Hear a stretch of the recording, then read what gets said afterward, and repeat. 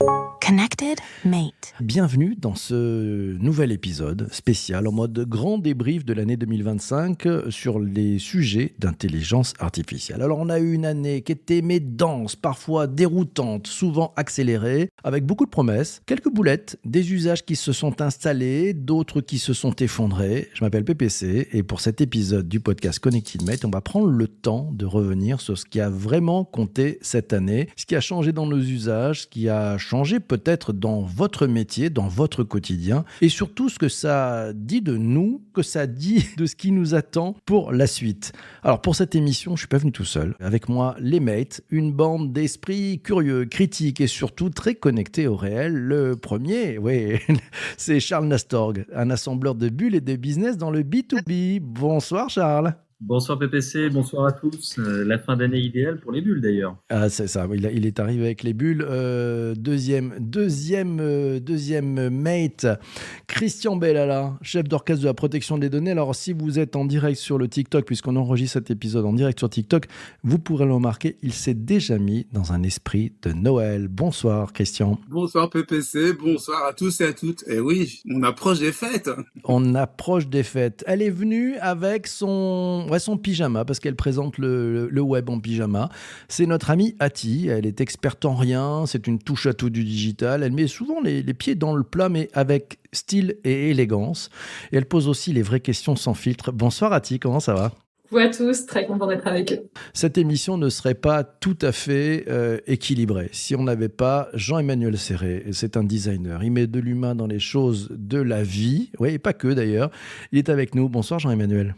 Bonsoir PPC, bonsoir tout le monde. Ravi d'être avec nous. Et alors, bon, le dernier, c'est pas le dernier, c'est le last but not least, comme on l'appelle. Il s'appelle Hubert Kratirov. C'est un professeur d'économie numérique. Et oui, tenez-vous bien, c'est un homme qui donne du sens à ce qui semble juste technique. Ouais, c'est quand même un sacré atout. Les trucs qui sont juste techniques ou peut-être conjoncturels, il donne du sens à tout ça.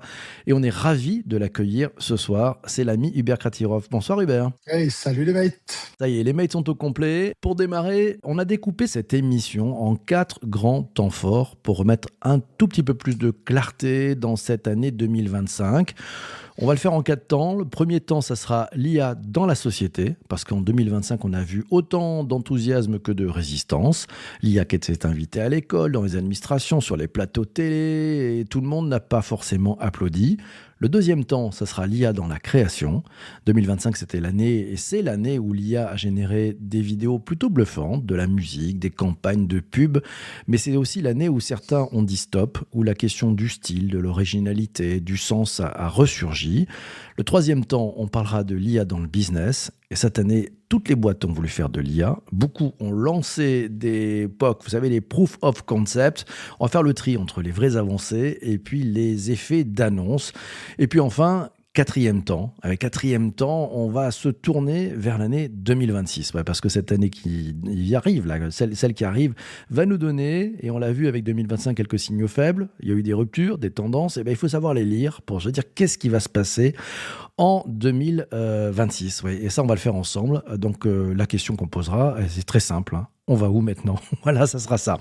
Alors maintenant, pour poser les bases de cette discussion, on va commencer avec la première séquence. C'est la séquence finalement essentielle, les 5 faits marquants de l'année 2025 en IA, ce qui a vraiment compté et pourquoi. C'est parti pour le jingle. Connected Mate. Ce qu'on vous propose maintenant, c'est une mise à plat. Pas pour faire joli, mais pour poser les bases sur des faits qu'on ne peut pas ignorer si on veut comprendre ce que l'IA a bougé en 2025 concernant nos usages, nos métiers, nos cerveaux. J'attaque avec des questions très simples. En synthèse, quel est le fait marquant de cette année 2025 selon vous ? Je passe le micro à Jean-Emmanuel Serré. Donc le truc de l'année, c'est le never ending content. C'est-à-dire qu'il n'y a pas une semaine, il n'y a pas un mois où il se passe quelque chose, où il ne se passe pas quelque chose, où on n'a pas une annonce, un nouveau modèle, un nouveau truc. Donc j'avoue que pour moi, c'est ça que j'ai retenu de 2025. Merci beaucoup Jean-Emmanuel. Alors tiens, je passe le micro à l'ami Charles. Même question pour toi. Le fait marquant de 2025 selon toi ? Alors le fait marquant en 2025 pour moi, c'est pas forcément une nouvelle prouesse technologique. On est un peu habitué toutes les semaines à avoir quelque chose de nouveau. C'était plus effectivement la vague annoncée de la suppression des emplois qui s'est confirmée dans pas mal d'entreprises occidentales, mais aussi en Inde, Le géant Tata Consultancy a aussi fait énormément de licenciements. Donc voilà, c'était une lame de fond qui commençait et elle commence à se concrétiser. Christian, en synthèse, le fait marquant pour toi de cette année 2025? Moi, le fait marquant qui est sur toutes les intelligences artificielles génératives ou pas, c'est qu'on est passé des années précédentes à plein d'effets waouh, etc. Et c'est que là, on est passé d'une phase expérimentale en 2025 à une phase de l'IA normale, en fait, qui est intégrée dans tous les process et métiers au fur et à mesure. Voilà, on est passé de expérimental à normal. Voilà, c'est mon fait marquant. C'est son fait marquant. Et ben ça tombe bien parce que je vais passer maintenant le micro à Ati en lui posant exactement la même question. Moi, de mon côté, je dirais la sortie des premiers agents IA autonomes ou quasiment autonomes avec l'intervention locale. Et puis, tout ce qui va être connexion entre les outils via les MCP, etc., qui permet à l'IA finalement de ne plus juste être une IA conversationnelle ou générative d'images ou autre, de vraiment pouvoir se développer dans un environnement cadré. Génial. Allez, c'est à notre ami Hubert Katirov d'avoir la réponse. Alors, la réponse à cette question, Hubert. Alors moi, je prends à l'envers. Pour moi, le fait marquant, c'est l'inactivité ou l'inefficacité de Apple. On a quand même l'une des plus grosses boîtes du monde qui arrive pas à s'en sortir entre accord, pas accord. Ils font tout seuls, ils font pas tout seuls. Ils prennent un partenaire, ils rachètent une start-up. On sait pas ce qu'ils font. De l'autre côté, OpenAI, c'est une annonce par semaine, voire par jour. Ils fêtent leurs 10 ans, il y a 5.2, tout ça va à 1000 à l'heure. Et on voit Apple qui est stocké au milieu du guet et qui ne fait rien. Donc ça, c'est le fait marquant. Apple ne fait rien. Et je me porte en faux parce que ça suffit. Il doit y avoir des limites à la calomnie. Alors, je suis désolé, je n'ai pas le même avis que toi. Ça me fait marrer, ça me rappelle, il y a 2 ans, quand tout le monde disait Google fait rien, etc. Et là, maintenant, tout le monde voue Google vraiment très, très haut. Ben, pour moi, Apple, tu vois, tu as l'impression qu'ils bossent pas. Et en fait, à mon sens, ils bossent très fort et ils vont nous surprendre. Tu verras. Je pense que j'ai un point de vue différent. On verra bien si ça marche. Alors, Jean-Emmanuel, toi, t'es plutôt... t'as repéré, je crois, le fait marquant, c'est plutôt nos amis de chez Google, si je ne me trompe pas, c'est ça ? Ouais, c'est véritablement le retour massif de Google, c'est-à-dire qu'on l'a tué une fois par jour pendant les 8 premiers mois, et puis quand Gemini est sorti, eh bien voilà, les grillons ont commencé à chanter. Non, mais en fait, plus sérieusement, il fallait quand même pas s'attendre à ce que la boîte qui a inventé les Transformers se laisse mourir comme ça. Enfin, d'ailleurs, c'est eux qui ont fait le premier code rouge. Il y en a eu la semaine dernière. Hein, c'était pour OpenAI. Mais en fait, qu'est-ce qu'on peut dire d'une boîte qui a mis Chrome, qui a fait finalement qui a mis le 2.0, enfin le web 2.0 en marche. On pouvait pas se dire qu'il allait se laisser mourir. Alors il est revenu avec donc Gemini, Opal, Nano Banana, Notebook LM et puis et encore d'autres parce qu'ils en sortent plein. Il y a plein de trucs qui sont testés. Enfin c'est pour moi voilà, c'est véritablement je pense qu'ils ont ménagé leur rentrée et puis aujourd'hui on voit le résultat quoi, c'est-à-dire un produit de qualité. Il ne faut pas oublier leur slogan interne, ne soyons pas le diable. Ils n'ont pas voulu montrer qu'ils étaient le diable pendant 2-3 ans, ils ont agi en sous-marin et là ils ressortent. Mais Don't Be Evil, c'est fermement ancré chez Apple et ils ont l'IA depuis très très très longtemps. Chez Apple ou chez Google ? Google, pardon, excusez-moi. Google. Non, mais Apple, on refera le point en 2026, tu verras. Je pense je serais ravi d'avoir tort. Ah bah écoute, voilà, merci. Tu vois, moi aussi, puis on fera venir tous nos amis qui aiment Apple et qui sont avec nous dans le live. Et je pense à l'ami Massio qui est pas loin, je crois. Je suis un fanboy, j'ai tout fanboy. Apple. Ah voilà. Ah oui, total. Bon, bah tu verras, quand l'IA va débarquer, ça va faire... Bah, moi j'ai repéré, je pense que 2025, c'est peut-être la fin du simple chat. Je pense qu'on est en train de passer des fameux LLM, les Large Language Models, à peut-être les Large Action Models. Ouais, c'est-à-dire que c'est des agents qui ne se contentent pas de répondre, qui vont agir, qui vont réserver les vols. On l'a vu avec notamment des sorties cette année d'un certain nombre d'acteurs. Ça peut réserver des vols, ça peut négocier des rendez-vous, ça peut coder, ça peut déployer des applications entières, ça peut même acheter des choses. Et donc, à mon avis, il y a cette bascule, là, 2025, c'est la bascule. Je ne sais pas ce que vous en pensez. Charles, peut-être, qu'est-ce que tu en penses ? Oui, parce qu'en fait, mine de rien, ça fait 3 ans que ChatGPT est sorti, et enfin, c'est du délire en termes d'accélération technologique. On n'est plus en train d'avoir une interface qui est un petit peu plus intelligente pour trouver des informations. On en est à se demander demain si notre prochain collaborateur ne sera pas une IA. Ça va très très vite. Et l'IA agentique, aujourd'hui, on va parler dans les accélérations, on va se demander si je recrute une IA ou si je recrute un être humain. Donc là, on en parlait dans un des derniers podcasts, on va bientôt comparer les chiffres du chômage au nombre de licences d'IA agentique achetées par les entreprises. Ça, c'est chaud. Ça, c'est chaud. On est prêt pour Halloween, là. On est prêt pour Halloween. Alors, on a vu l'année 2025 et j'en profite parce que notre ami, y a un invité surprise qui vient d'arriver, c'est ça ? On va le laisser se présenter et allumer sa caméra. Comment il va ? Ça va et toi? Ça va bien, Christian. Salut. Ouais. Ma petite réaction que j'ai commencé déjà à mettre dans le chat, c'est la fin du web, puisque les IA l'AI slope est en train d'envahir les réseaux sociaux, et je pense qu'on n'est que au début de tout ça. Bon, c'est que le début. Très bien. Super. Allez, ça nous permet... Du coup, Ouais. bon, ok. Vas-y. Le web va s'appauvrir, hein.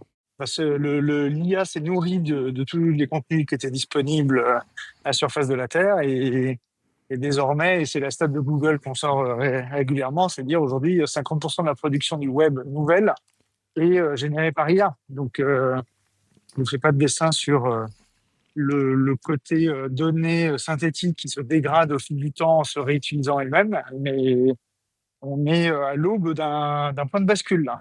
Ouais, c'est pour ça que les IA s'entraînent sur tout ce qu'on fait sur les réseaux sociaux, parce que c'est la denrée fraîche, elle est dans nos comportements et dans nos actions, notamment dans les lives, je pense. C'est Syrah qui nous dit, à mon avis, l'expertise humaine reste et demeure un point clé. Pas faux, c'est vrai. Ah ben, il est dans la rue. Il est en pleine, voilà. C'est ça, c'est du vrai live, vous voyez, c'est du vrai live. Il est dans la rue, notre ami Christian. Sur le terrain. Ouais. Si vous écoutez ce podcast en balado-diffusion, donc il a été enregistré en direct sur TikTok avec un vrai live, avec tout ce qui va bien et tout ce qui fait le charme de ce live, qui gratouille, qui a des aspérités, où rien n'est parfait. Mais c'est peut-être ça, le bonheur. En 2026, c'est les trucs pas parfaits. Voilà, j'adore ça. Je vous propose qu'on bascule sur le premier thème. Ouais, le premier thème, on va parler d'IA, de société, de promesses et de résistance. Allez, le jingle, c'est parti.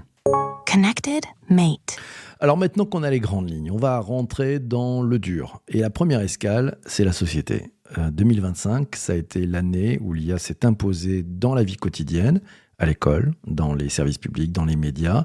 Ça n'a pas toujours été très fluide. On a vu autant de fascination que de peur. Des tentatives d'adoption, des tentatives de blocage, et puis avec les voix qui sont avec moi ce soir et qui observent et qui vivent ces tensions de l'intérieur, on va parler d'usage, d'adhésion, de rejet et surtout de ce que ça révèle sur peut-être nous tous. Première question, quelle population selon vous, quels secteurs ont montré la plus grande résistance à l'intégration de l'intelligence artificielle cette année et pourquoi? Et je passe le micro à Charles Nastorg. Alors moi, la première population, quand tu m'as posé cette question, qui m'est venue en tête, c'était la population des comédiens de doublage, qui effectivement, avec l'IA aujourd'hui, peuvent avoir leur voix transposée un peu partout, et il y avait le risque de disparition de ce métier. Il y avait notamment la voix française de Sylvester Stallone qui a fait grand débat là-dessus, parce qu'elle a été utilisée alors que le comédien est décédé, et donc il y a eu la cession des droits, et ça posait question parce que le résultat n'était vraiment pas à la hauteur de ce qu'on peut attendre d'un comédien de doublage.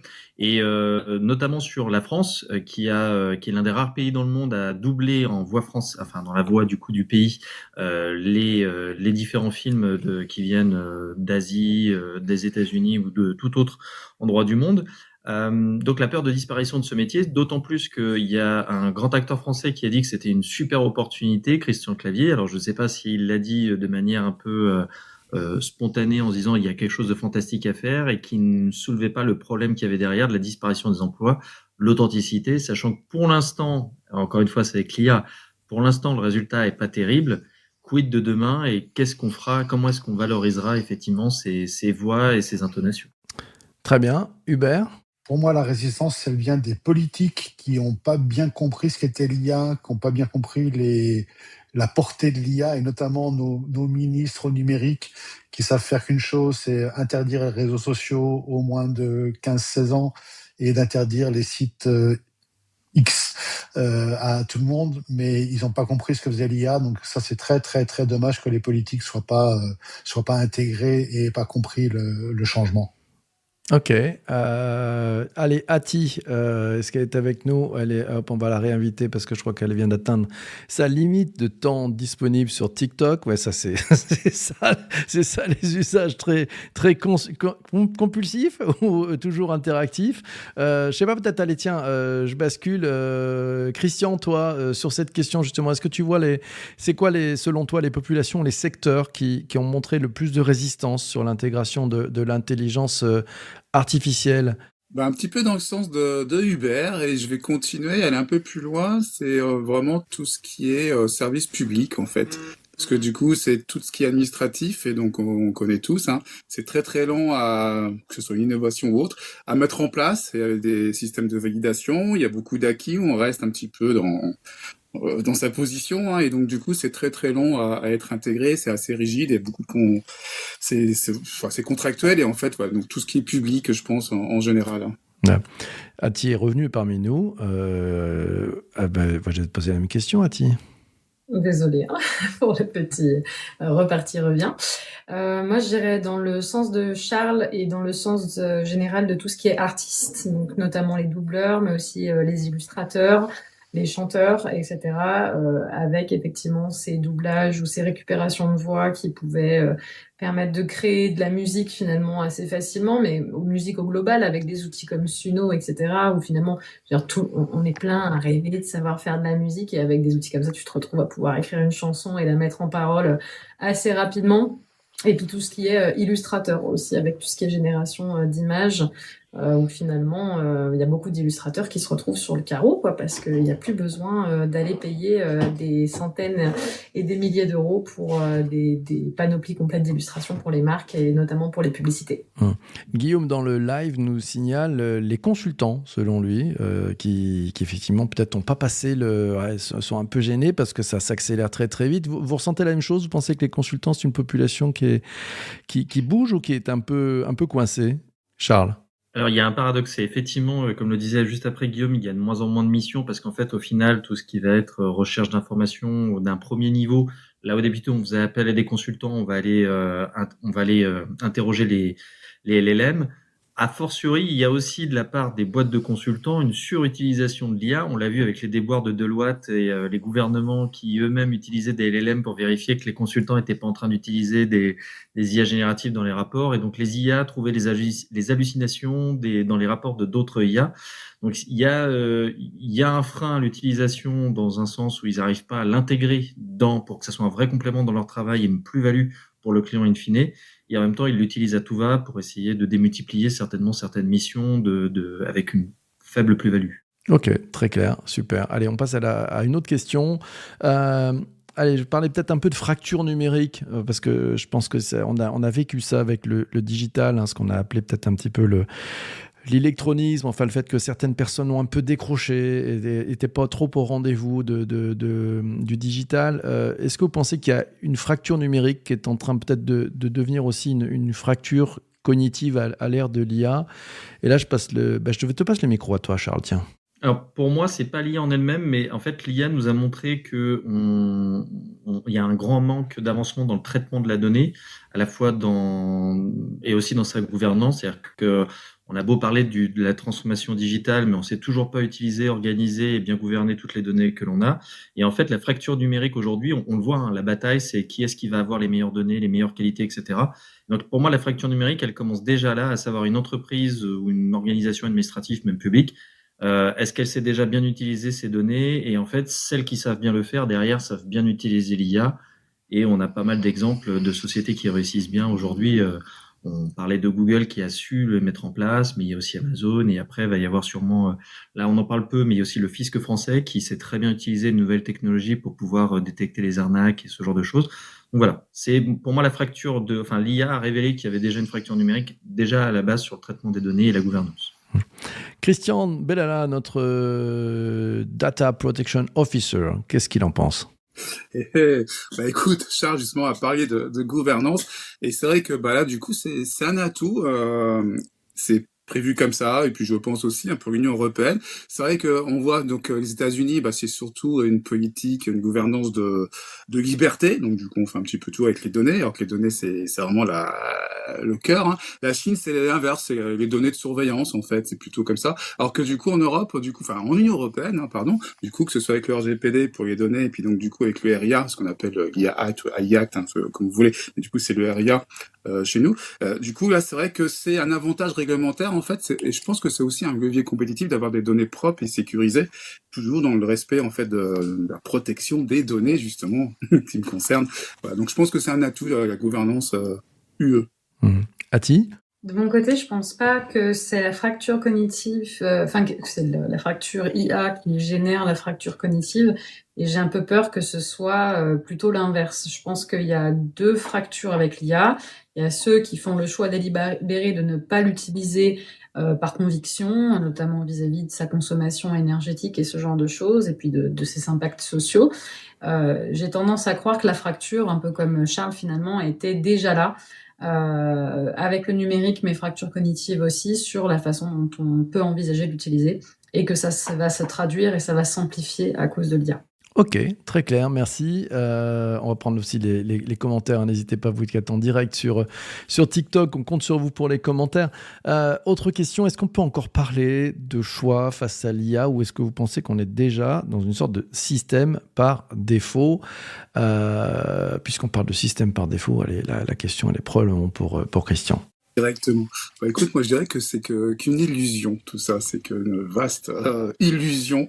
Donc par exemple, je prends un exemple, les réseaux sociaux, du coup c'est une illusion, hein, ce choix, parce qu'on est déjà, notre fil d'actu, hein, il est régi déjà par les algorithmes, donc maintenant avec l'intelligence artificielle, on n'a plus le choix en fait de ce qu'on regarde, hein, on a beau essayer, on n'a plus de choix nulle part.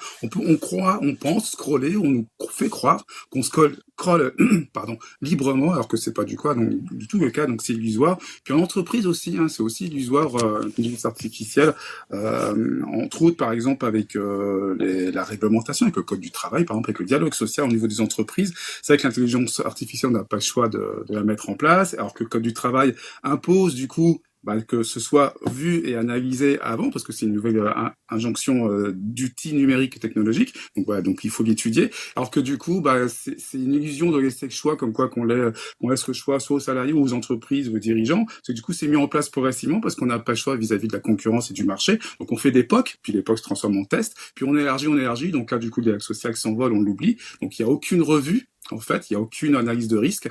Et donc, du coup, ça passe outre. Alors, c'est que les tribunaux, en France, ils y vont un petit peu à coup de, après, a posteriori, des sanctions. Ils donnent des sanctions. Mais c'est trop tard. En fait, c'est déjà mis en place, c'est déjà utilisé. Donc, voilà. Donc, c'est pour ça que le choix d'utiliser ou pas, de la mettre en place ou pas.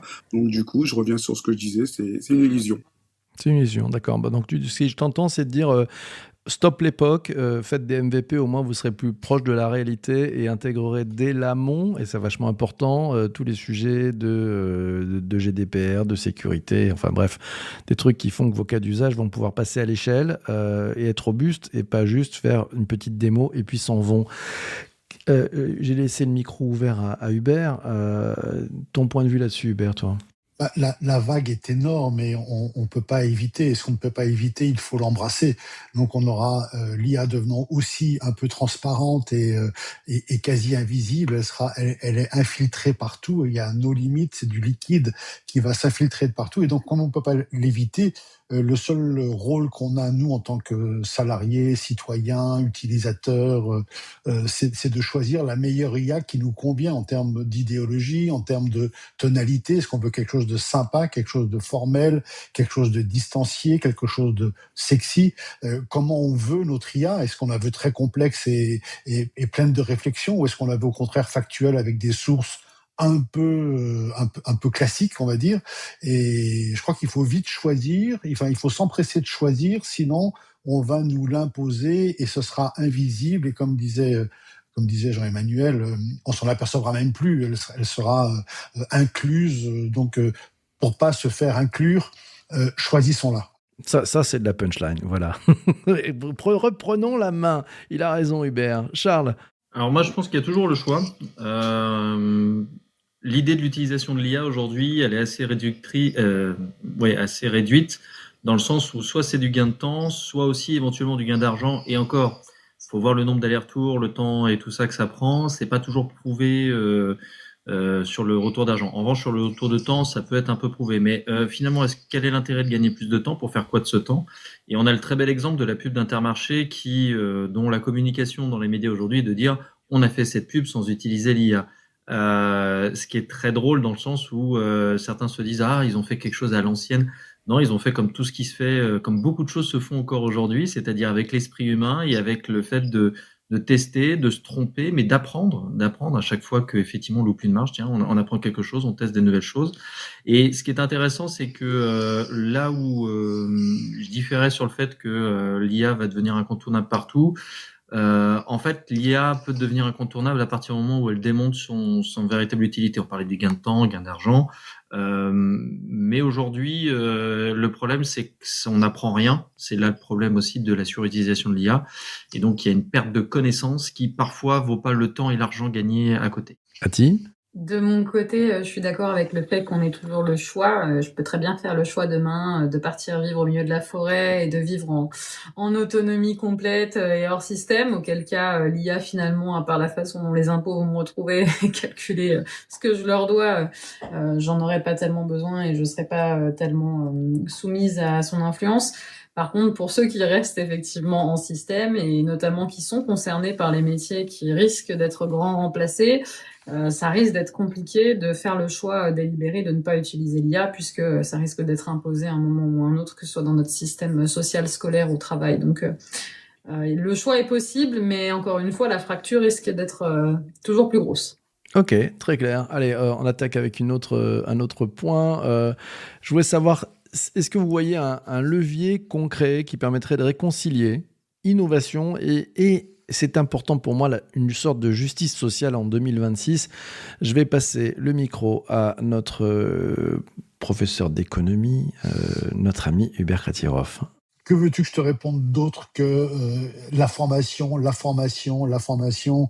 Il nous faut une université populaire, un peu comme celle qui avait été créée par Michel Onfray en 2002. Elle a bien changé depuis, elle s'est arrêtée, mais une université gratuite pour tout le monde, sans pour autant de diplôme, et surtout non visée par le ministère de l'Éducation nationale ou le ministère du Travail, dans lequel on peut lutter contre ce que Bernard Pivot appelait l'électronisme, et que je fais évoluer aujourd'hui en appelant ça l'IAtrophie.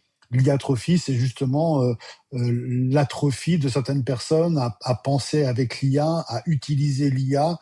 Donc, pour lutter contre cette IAtrophie, il n'y a que la formation. Et la formation, elle ne peut se faire que dans le cadre d'une université populaire qui pourrait être en ligne et qui est accessible à tout le monde sans aucune question à l'entrée, sans aucun examen. Mais c'est juste, voilà de la formation, prenez, utilisez et essayez d'en faire votre profit. C'est ça le but de l'éducation. Surtout pas de marketing là-dedans.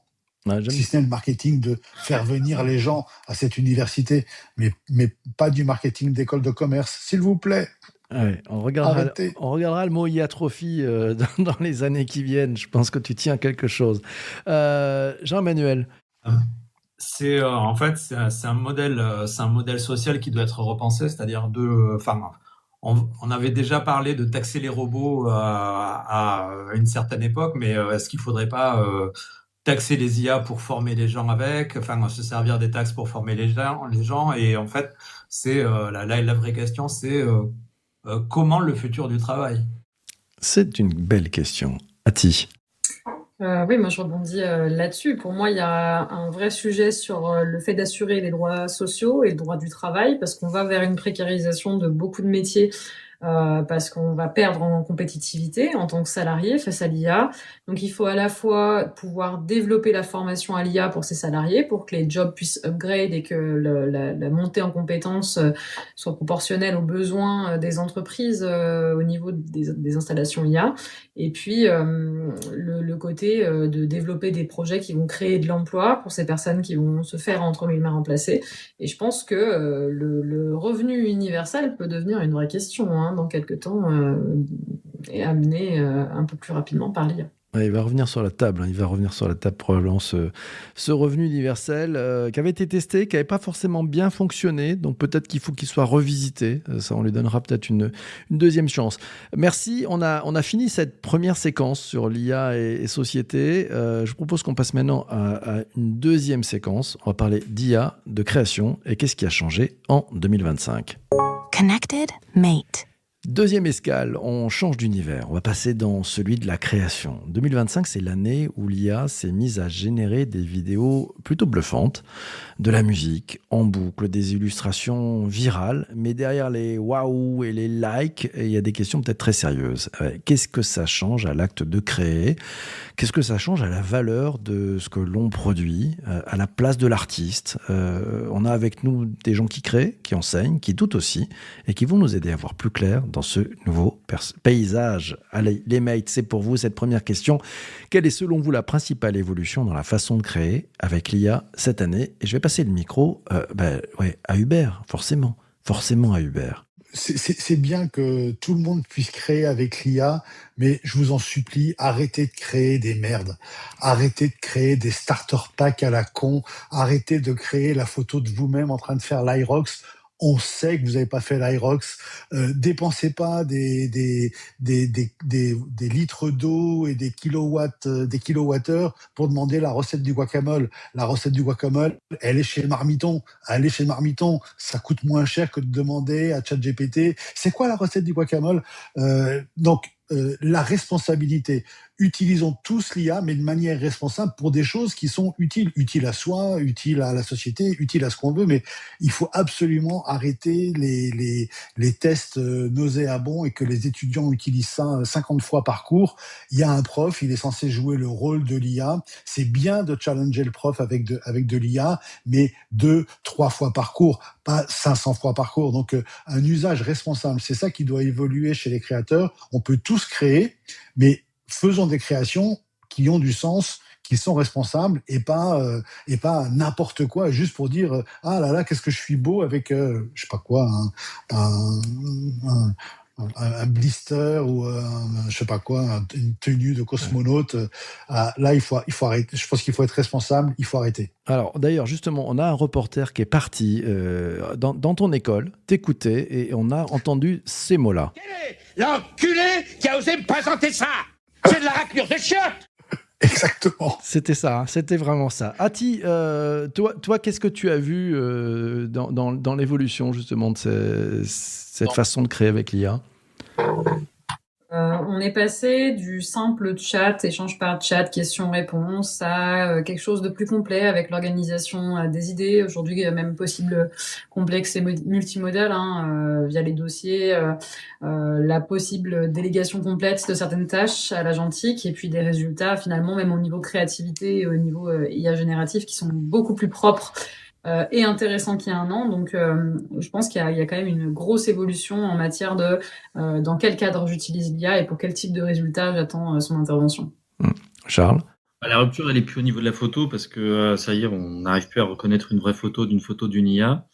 Et on est encore très loin de la voix au niveau de l'usage. On reconnaît assez facilement aujourd'hui quand c'est une IA qui parle. En revanche, ce qui était assez fou, et ça va faire bondir Hubert, mais les concepts d'imaginer par exemple un film comme les Avengers dans les années 80 avec un casting de l'époque où on pouvait avoir par exemple Tom Cruise en Iron Man, Hulk Thor interprété par Brad Pitt, etc. À partir des photos et des extraits, c'est assez bluffant à quel point ils sont capables de faire quelque chose d'anachronique ou de réinventer des concepts. Pour moi, ça va malheureusement aller très loin, dans un bon sens aussi, parce que dans l'art aussi, on a été capable de révolutionner par la technique et de nouvelles choses. Et je pense que ça va venir s'additionner. C'est la richesse de l'art, c'est qu'elle n'efface pas les anciennes techniques, c'est qu'elle vient s'additionner à d'autres choses. Et je pense que on n'est pas encore prêt, mais il va y avoir des nouvelles façons de faire de l'art qui vont surgir et qu'on ne pourra faire que via l'IA. Ok, très clair. Je regarde un peu dans les commentaires. Si vous repérez d'ailleurs les mails, des commentaires sur lesquels vous voulez rebondir, n'hésitez pas. J'aimerais bien si tu peux faire vas-y. rebondir Jean-Emma sur sa volonté de vouloir taxer les usages idiots. Oui, à 5 euros, hein, c'est ça, c'est 5 euros l'usage idiot. Jean-Emma, rebondis, mon ami. 10 euros.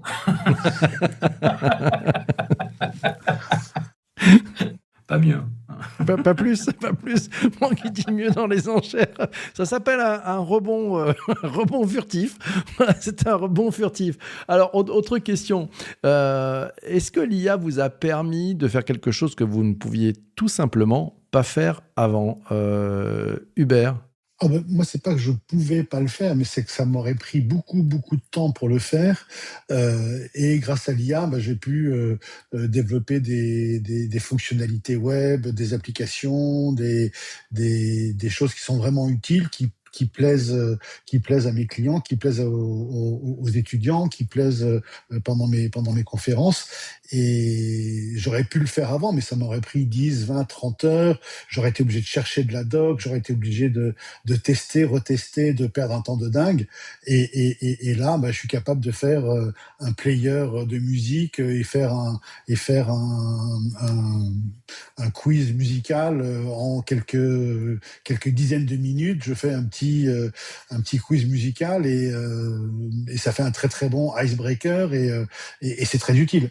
Donc ça, je pouvais le faire avant, mais ça me prenait une grosse bande passante et un gros travail et pas mal de tests. Bah là, j'ai juste à prompter en vibe coding et hop, j'ai sur mes sites maintenant plein de choses que les entreprises apprécient et les gens jouent avec, et en jouant avec, bah, ils apprennent et c'est très bien. Donc ça, je pouvais pas le faire avant.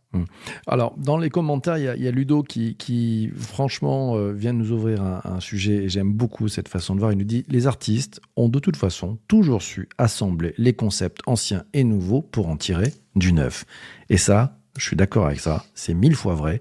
Donc la créativité, elle est toujours ouverte, et c'est ça qui est génial. Si on pense qu'elle est fermée, bien au contraire, elle va plus loin. Donc merci Ludo pour ce chouette commentaire. J'attaque avec une autre question peut-être. Hein. C'est est-ce qu'il faut montrer qu'on utilise de l'IA, ou vous pensez qu'il faut l'invisibiliser dans le process créatif? Tiens, question, c'est pour... on va la poser à notre ami Christian Bellala. Il faut le montrer ou il faut l'invisibiliser? Moi, je dirais en un mot, faut la montrer. Tout bêtement, faut la montrer obligatoirement. Faut rester transparent en fait.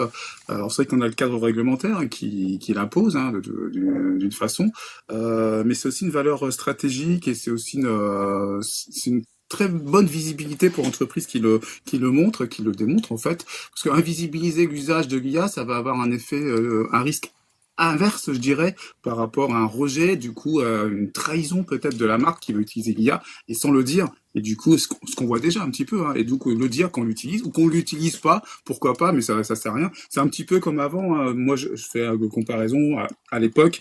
Il y a pas si longtemps que ça à l'époque, mais du coup, on voyait des affiches en 4x3 avec des mannequins et on avait toujours la petite mention en bas de l'image de la photo retouchée, en fait. Donc c'était analogique, après c'était numérique, puis maintenant bah, c'est IA en fait. Donc voilà, donc oui, faut le dire, faut rester clair et bienveillant et toujours transparent pour éviter, moi je dirais justement, ce retour de bâton des réactions négatives d'être accusé de tricherie. Ati? Moi, je suis complètement d'accord avec Christian. Je pense que c'est indispensable de se montrer transparent, notamment dans certains domaines comme la génération, comme la créativité, comme l'art. On peut pas, enfin, tu vois, si tu génères un peu des illustrations avec l'IA et tout, c'est indispensable que tu dises que tu utilises l'IA, que c'est pas du fait main, que c'est pas du fait maison, quoi, tout simplement, comme un mec qui va te vendre un truc surgelé et fait par un industriel va pas dire que c'est du fait maison et que c'est du local et du saison. Donc ouais, pour moi, la transparence est indispensable. Utiliser l'IA, je trouve que c'est pas du tout problématique, quel que soit le domaine, enfin, sauf pour les conneries, hein, comme on l'a vu. Par contre, sous réserve de pouvoir le dire, de la même manière qu'effectivement, on pouvait préciser, et il faut encore le préciser aujourd'hui, quand des photos sont retouchées, parce que maintenant c'est pareil, avec l'IA, tu peux faire des très grosses retouches photos, donc je suis complètement pour le fait de l'utiliser, mais de façon transparente. Transparence égale confiance, hein, c'est toujours très important, hein, c'est clair. Comment tu réagis, hein? Il y a un commentaire de Laurent, SL Maker, qui dit « Si l'IA a fait à ta place, est-ce que c'est toi l'artiste ou est-ce que c'est l'IA ?» Qu'est-ce que t'en penses, Ati, toi? Excuse-moi. Tu peux répéter, pardon? Oui, c'est ça, c'est le live aussi, hein, c'est comme ça que ça marche. Ouais, Laurent, SL Maker dit « Et si l'IA a fait à ta place, est-ce toi l'artiste ou est-ce que c'est l'IA ?» Ah oui, j'avais pas vu le commentaire, il était déjà trop remonté. Je dirais que ça dépend à quel point tu as prompté. Est-ce qu'on peut considérer que la création de prompt peut être une forme d'art à part entière à partir du moment où la composition a été imaginée avec une forme de créativité? Parce que si tu dis juste à l'IA, vas-y, génère-moi une petite maison dans la prairie, bon, non. Mais par contre, si tu as ce réflexe de créer la composition et de générer, de retoucher ta génération jusqu'à atteindre un certain style, est-ce qu'on peut te considérer comme un artiste? C'est une super question auquel je pense que je n'aurai pas la vérité en termes de réponse. Vous avez 2 heures. Hein, voilà, bon, est-ce que prompter s'est trompé? On ne sait pas encore. On en reparlera. Elle est bonne celle-là. Elle est bonne celle-là, vous plaît. Hein. Je savais que ça ferait plaisir. J'ai pas une boîte à rire dans la console, mais il faudra peut-être que je rajoute ça un de ces 4. Charles, ton point de vue là-dessus, toi, sur cette question, et je la reprends parce qu'elle était un peu longue. Est-ce qu'il faut montrer ce qu'on utilise quand on utilise l'IA ou il faut l'invisibiliser dans le processus de création? Qu'est-ce que tu en penses? Alors, si on devait l'invisibiliser, ça veut dire qu'on a complètement intégré l'IA dans toutes les strates de notre vie, de notre quotidien, de notre façon de travailler, comme de dire qu'on a on a fait un texte sur l'ordinateur plutôt que de l'avoir écrit à la main. Et je vais même aller plus loin. C'est vrai qu'aujourd'hui, on parle des images par rapport à l'IA parce qu'elles peuvent s'inspirer de plein de sources. C'est ça aussi, c'est le respect des inspirations que l'IA a pris, au-delà des stats et des probas. Mais j'irai même plus loin et je pense que ça va en embêter certains sur LinkedIn, mais on pourrait faire aussi dans les textes. Et je pense qu'on serait très surpris de pas mal de gens qui prennent la parole en public et qui en réalité la plupart de leur texte a été travaillé sur l'IA. Non pas de dire que c'est mal ou c'est bien, c'est pas un jugement moral, mais c'est juste d'expliquer aujourd'hui quelle est dans la démarche que j'ai vers vous aujourd'hui. Il y a un biais qui fait qu'aujourd'hui, si la personne utilise l'IA, on se dit qu'il y a une forme de fainéantise et qu'il n'y a pas la notion de labeur. En fait, l'IA est vraiment là pour va tirer sur le fil de la fainéantise, alors que de dire qu'en réalité, enfin un peu trop facilement, alors qu'en réalité, il faut, comme le disait Ati, il faut préparer le prompt, il faut travailler. Il y a des choses qui peuvent être très élaborées, très pointues, très techniques, et c'est vrai qu'une IA peut être un vrai complément. On en parlait dans le chat, hein, il y a des artistes qui utilisent l'IA pour se challenger et avancer. Toi-même, je pense, PPC, quand tu as écrit ton livre, tu t'es challengé avec l'IA sur certains angles.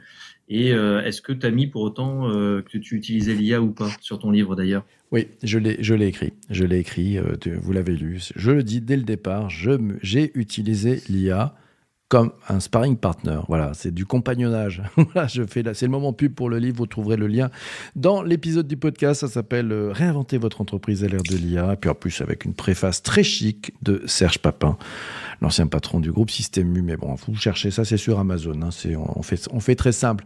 Je passe le micro sur cette même question à Jean-Emmanuel, notre Chief Designer Officer. Alors, je vais juste revenir sur la question que tu as posée à Ati. Il y a aussi l'aspect droit, c'est-à-dire est-ce que ce que je génère avec une IA m'appartient? Et en fait, avec Adobe maintenant, où tu peux avoir Nano et d'autres moteurs, mais en fait, selon les conditions, ce qui est à Adobe, c'est à toi. Mais ce qui vient pas d'Adobe, ça reste la possession, de ces marques. Donc voilà, il y a quand même des réponses, il y a quand même aujourd'hui des réponses de droit par rapport à ça. Et puis pour en revenir à moi, ce qui m'a fait, ce qui moi en termes de création m'a le plus scotché, c'est de pouvoir je dirais animer la photo de quelqu'un qui est disparu, de pouvoir générer, tu vois, un mouvement. Et c'est véritablement, en fait, tu prends le pas sur l'émotion, c'est-à-dire c'est plus de la raison, c'est de l'émotion qui va te submerger. Et alors pour certains, il y a des gens à qui ça va, et d'autres pour qui c'est dur, parce que c'est une personne qui est décédée, c'est une personne qu'on voit plus, et puis là on la voit, et pour moi c'est une grosse interrogation. Hubert, je sais que tu es un homme de promesses et de main tendue. Je crois que tu prônes une sorte de mariage. Est-ce que tu peux nous en parler? Marions deux technologies que j'adore, l'IA d'un côté, la blockchain de l'autre. C'est pas facile de dire que quelque chose a été fait avec l'IA ou pas, parce que comme l'IA va devenir à peu près omniprésente, on va pas forcément savoir qu'on a été aidé par l'IA en ce sens où notre client ou notre destinataire va pas forcément savoir qu'on a utilisé ou pas l'IA, et soi-même on peut ne pas en avoir conscience. Quand Google nous propose un résumé d'email ou un résumé de réponse, et qu'on prend le résumé et qu'on modifie 3 mots, oui, on a utilisé l'IA, mais est-ce qu'on l'a utilisé tant que ça? Donc moi je suis pour un système où tout prompt fait à l'IA et toute réponse faite de l'IA est inscrit sur une blockchain, et en cas de problème et en cas de litige et en cas de volonté de vérification, je pense à mes étudiants avec leur mémoire, si on veut vérifier quelque chose, on pourrait interroger cette blockchain en disant, est-ce que dans les 6 derniers mois, tel texte a été pondu par l'IA, telle chose a été pondue par l'IA, et ce serait inscrit dans une blockchain, c'est donc une base de données publique que l'on peut interroger, et qui va répondre. Certaines personnes peuvent interroger, peut-être pas tout le monde, il faut voir les modalités, mais je serais assez pour que tout prompt fait à l'IA, je sais, il y en a 29 000 par seconde fait chez ChatGPT, et certainement autant quand on additionne Claude, Gemini, Perplexity et DeepSeek et tous les autres, mais ça ferait beaucoup de données, mais tout ça en termes de texte, en termes de token pour être plus précis, ça prend pas beaucoup de place. Et si on mettait tout ça sur la blockchain et qu'on disait à tout le monde, maintenant vous êtes responsable, vous l'utilisez, mais sachez que même si vous n'avez pas conscience de l'avoir utilisé à travers un véritable prompt fait à une IA, ce sera inscrit dans une blockchain et on peut le retrouver. Voilà. Et simplement cette épée de Damoclès, ou cette capacité qu'on va tous avoir à pouvoir remonter à la source, j'espère, va responsabiliser l'utilisateur pour éviter ce qu'on a tout à l'heure incriminé. Alors, il y a un commentaire de Ludo, Hubert, qui dit « On doit créer des fermes de minage à côté des data centers vu le nombre de générations. » Bon, l'IA, ça consomme pas mal de carbone. La blockchain, ça en consomme aussi un wagon. Si on mélange tout ça, tu fais sauter la planète ou pas? Non, parce que la loi de Moore nous fait diviser toujours par deux la consommation. Les data centers sont de plus en plus efficaces, les microprocesseurs sont de plus en plus efficaces. Donc et le quantique pourrait arriver. On parle de data centers en low Earth orbit à 400 km de la Terre qui sont dans le froid sidéral, donc ils n'ont pas besoin d'être refroidis. Ils communiquent à la vitesse de la lumière, donc 400 km à 300 000 km/h, c'est quelques dixièmes de seconde, et on n'aurait pas besoin d'une réactivité de dingue pour cette blockchain. C'est-à-dire que si on veut vérifier quelque chose, on peut, comme on le fait un peu sur archive.org et le Wayback Machine, on peut attendre 30 secondes la réponse. Si on veut vérifier que quelque chose a été fait ou pas par l'IA, on peut attendre les 30 secondes que nécessite cette recherche sur une blockchain. Donc non, ça ferait pas plus cramer la planète que ça. Il suffit de mettre ces data centers aux bons endroits. Il est clair que le Qatar ou que Dubaï n'est pas le bon endroit pour un data center, ça tout le monde le sait, et qu'on va plutôt se rapprocher des pôles parce qu'il fait plus frais. C'est ça. Chauffage pour tous. Voilà, c'est offert. Absolument.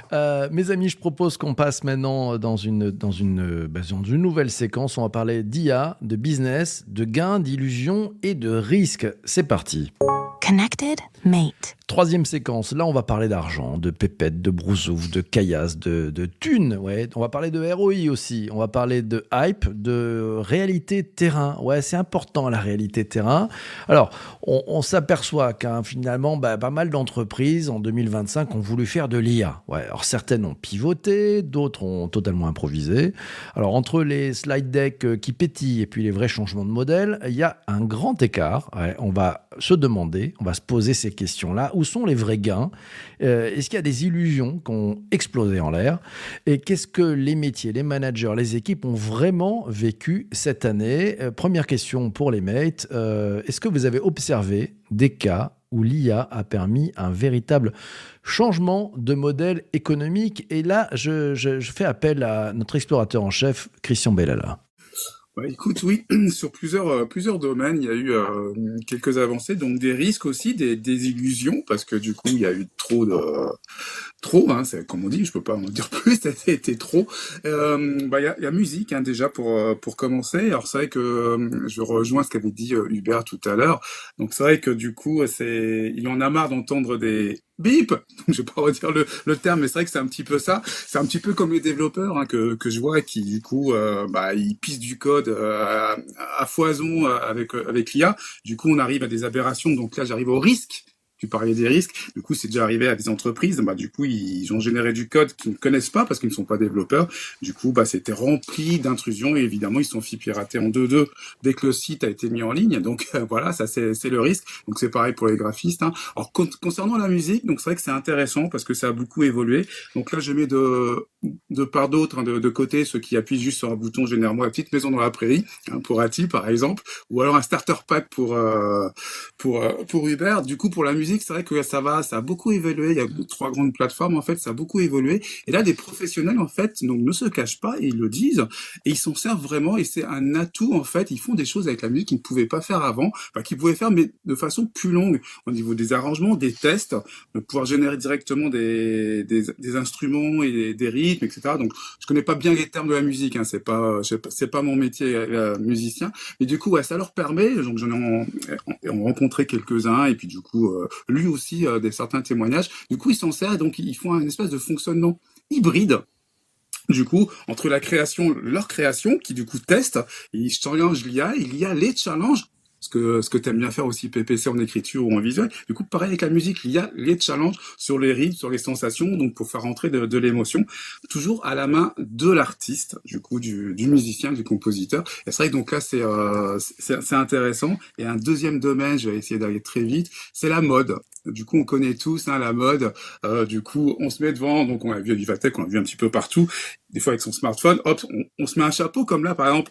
Hop là, un peu d'IA, donc ça te fait un petit chapeau. Voir s'il me va bien ou pas, peut-être que je vais changer la couleur après. Donc l'IA permet ça de mettre aussi un vêtement, de changer de chemise, de basket à la bonne pointure. Et c'est vrai que du coup avec l'IA, donc ça permet de pouvoir tester à distance et pas forcément sur place. Et là il y a des entreprises, pour revenir du coup sur ta question, qui du coup il y en a une, donc c'est Borderline qui a lancé son concept. Donc ce qu'elle dit, c'est son témoignage en fait, hein, elle a fait un papier là-dessus. Du coup, a fait en 1 heure ce qu'elle faisait en une journée, en gros. Donc, ça peut paraître peu, mais une journée, c'est quand même 24 heures, hein, c'est pas juste une journée de 8 heures. Du coup, en tant que petite structure, donc, il conçoit des vêtements, tout simplement. Et en fait, ils se servent de l'IA. Donc, pareil, pour les challenger, pour les tester. Et ce qu'ils font, donc, ils font aussi le design. Donc là, c'est pour le côté Ati, puis Jean-Emma. Et ils font donc les motifs, ils incrustent tout, et du coup, après, ils font la production. Et donc, c'est en Union européenne, c'est en Italie qu'ils sont basés. Et ils produisent en local. Donc, du coup, ils se servent de l'IA pour les aider dans la création. Et donc, c'est eux qui disent, en fait, ils gagnent, du coup, ils vont beaucoup plus vite. Et on reçoit le Père Noël en direct. Voilà, donc, petit témoignage. Et donc, je fais un petit clin d'œil à Maxence qui est un pro de la mode et qui m'a donné ce tips que je ne connais pas du tout, ce monde de la mode non plus. Eh ben, c'est magnifique tout ça. Voilà, ceux qui nous écoutent en podcast n'ont pas pu voir que j'étais déguisé en Père Noël grâce à l'IA de TikTok, mais c'est le côté esprit de Noël qui nous a tous pris par surprise d'ailleurs. Alors, sur cette observation de cas d'IA qui a peut-être permis un changement de sujet, on a vu la ZIC avec toi, un cas mode. Je vais laisser la parole à notre cher Ati qui a observé plein de choses. Moi, de mon côté, les business models que j'ai vu naître avec l'IA, c'est surtout dans le domaine de la com, puisque c'est forcément mon domaine, Ça va être tout ce qui va être agence d'automatisation basée sur du process IA, sur de l'agent IA, tout ce qui est création, société de création, bien sûr des IA en tant que telles évidemment, mais aussi de systèmes un peu plus simplifiés, donc d'agents ou d'assistants IA ou de GPT personnalisés. En tout cas, tout ce qui est optimisation des process avec l'agentique et avec l'intelligence artificielle, il y a eu quand même énormément de nouvelles créations de ce côté-là. Et c'est un business model bien dédié, bien à part entière, qui va, à mon avis, prendre pas mal de place dans les alliés des entreprises d'ici les prochains mois. Magique. Alors, je passe le micro à Charles Lastor, que je l'ai passé juste derrière toi pour qu'il évite de te piquer tes réponses. Voilà. Donc, oui, il se passe des trucs dans les coulisses assez incroyables. Charles, sur cette même question, qu'est-ce que tu nous racontes ? Alors, pareil au niveau des agences de com, mais ça va rejoindre entre le sujet d'Ati et celui de Christian avec la mode. Ce sont tous les photos, les shoots qui sont réalisés pour créer les publicités avec les mannequins en maillot de bain. On a l'exemple d'Etam qui, l'année dernière, avait fait justement un shooting complètement réalisé en IA. Donc, tu économises derrière tous les transports, le temps aussi, mine de rien, parce que le temps d'aller sur les lieux de tournage qui parfois peuvent être un peu exotiques pour plein de raisons créatives, artistiques. Et derrière, tu as toute une économie différente qui va se mettre en place et qui questionne aussi sur demain pour pouvoir faire effectivement des photos. Est-ce que je vais appeler un informaticien ou un photographe ? Donc, il y a des ruptures à ce niveau-là qui sont en train de changer. Et vu l'évolution, comme l'en parlait Jean et Matt tout à l'heure, des prouesses vidéo qu'on est capable de produire aujourd'hui juste en tapant sur notre clavier, pareil, là aussi, se questionner sur finalement l'utilité de devoir monopoliser énormément de ressources et de moyens techniques pour faire des vidéos que bientôt on pourra faire avec une IA. Ok, allez, autre question. Quels métiers ont été, selon vous, le plus transformés ou fragilisés en 2025 ? Charles, tu restes avec nous.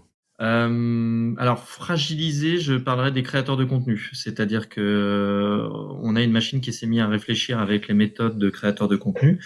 Pas forcément avec leur talent, malheureusement, on l'a vu tous. Je pense qu'on en a un peu soupé cette année de tous les posts, entre autres sur LinkedIn ou les réseaux ou les articles parfois de presse qu'on voyait très plats, sans authenticité, sans véritablement ce qui faisait qu'on aimait suivre certains journalistes avec leur plume et la touche qu'ils pouvaient donner. Et en termes de transformation, moi j'ai observé sur les commerciaux dans le B2B, à la fois dans la qualité de la prospection pour identifier les prospects ou les potentiels clients, et puis aussi dans la capacité de réponse aux appels d'offres pour ceux qui ont déjà répondu à des appels d'offres publics, où il faut 36 formulaires et organiser selon des process très établis.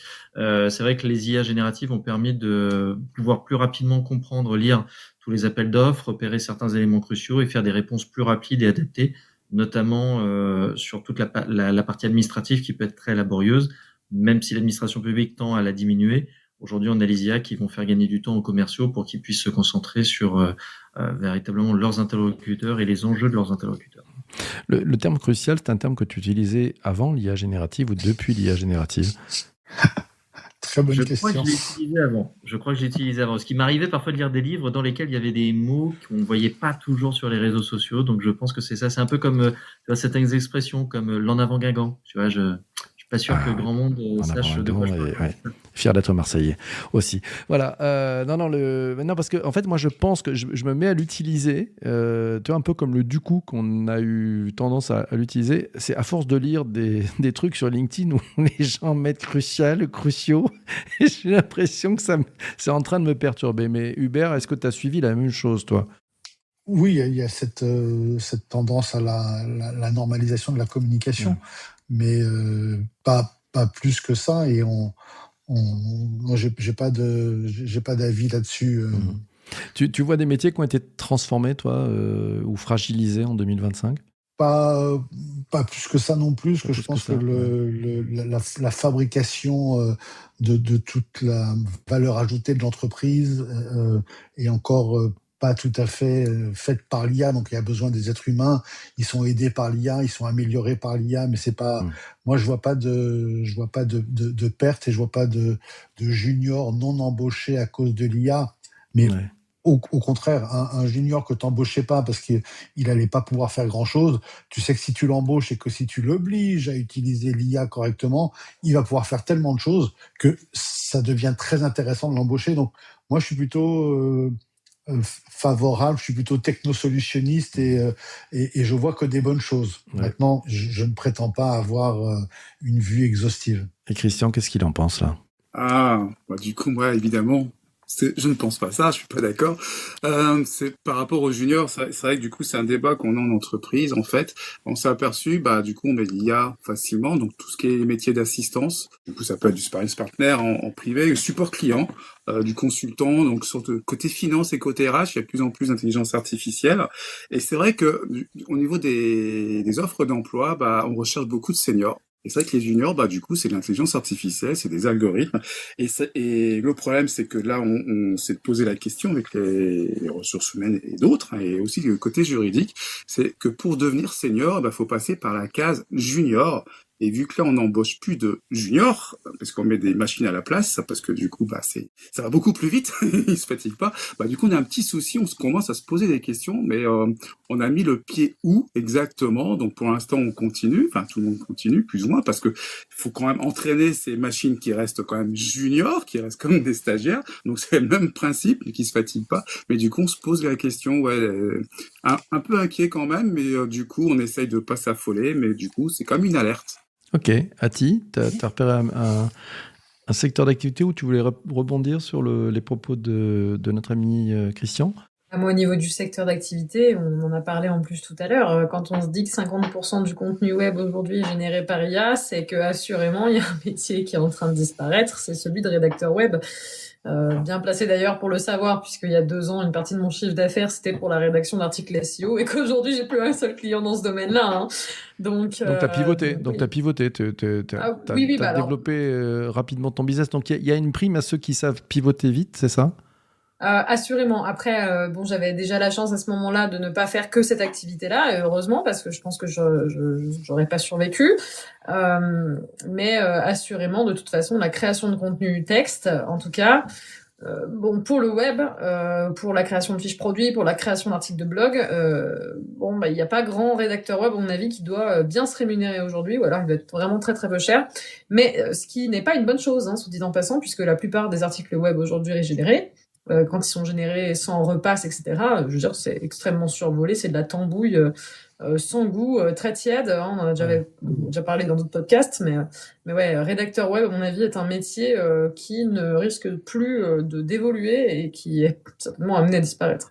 Le web va-t-il encore exister d'ailleurs? C'est un peu la question qu'on peut se poser à l'ère des réponses par des IA. On l'a vu avec les super réponses du moteur de Google, où finalement on est dans du zéro clic, quoi. On a la réponse tout de suite, quoi. Et puis maintenant on va pouvoir acheter à distance directement dans ChatGPT.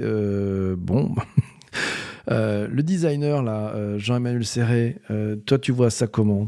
Bah écoute, moi je vois ça comme une opportunité pour toutes les PME, PMI, c'est-à-dire que elles vont pouvoir aller jouer dans la cour des grands avec en invoquant des agents, en ayant un spécialiste marketing, un spécialiste de la vente, un spécialiste du content, un spécialiste de je sais pas, du positionnement entre le concepteur d'Anneau et le concepteur d'Eclipse. Enfin bon, ce que je veux dire surtout, c'est que les gens vont pouvoir revenir se concentrer sur leur modèle, c'est-à-dire sur ce sur quoi ils sont bons. Pour des artisans, ça peut être le coup de main, et puis après, c'est aussi pouvoir avoir un rapport avec ses clients qui sera plus je dirais peut-être redéfini, où on va pouvoir remettre un peu d'humain là-dedans, parce que c'est vrai qu'on parle beaucoup d'IA, mais si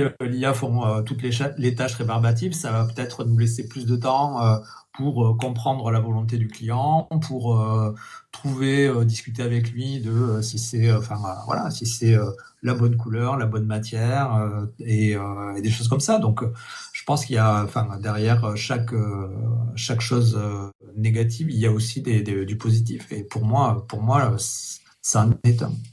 Magnifique, esprit de Noël, magnifique, très bien. Question derrière, un peu sous-jacente, quelles compétences humaines ont, selon vous, pris de la valeur face à cette, allez, on va appeler ça automatisation. Le micro, il est pour Ati, là, tiens. Pour moi, c'est tout ce qui va être organisation et gestion de projet au global, dans le sens où l'IA, c'est Christian qui en a parlé tout à l'heure avec le code. C'est-à-dire que l'IA va être très bonne pour te coder quelque chose très rapidement sur un sujet donné, mais pour penser toute l'architecture projet, sécurisation, organisation des bases de données, etc., des fois, elle peut soit manquer de contexte, soit être, alors, je vais pas dire flemmarde, parce que ce serait lui donner des sentiments humains, mais en tout cas, elle va être limitée, ou alors il faut vraiment s'organiser pour le faire sur plusieurs étapes conversationnelles. Donc je pense que le côté avoir le cadre global, le contexte global, savoir organiser comment et quand est-ce que tu vas faire appel à tel ou à tel agent ou à tel IA pour pouvoir obtenir un résultat qui soit vraiment complet au final, ça reste pour l'instant une qualité humaine qui va être très importante. Et ça, j'y pense même, tu sais, création d'un site web standard. Oui, l'IA peut être avec Lovable, elle va te faire un site web.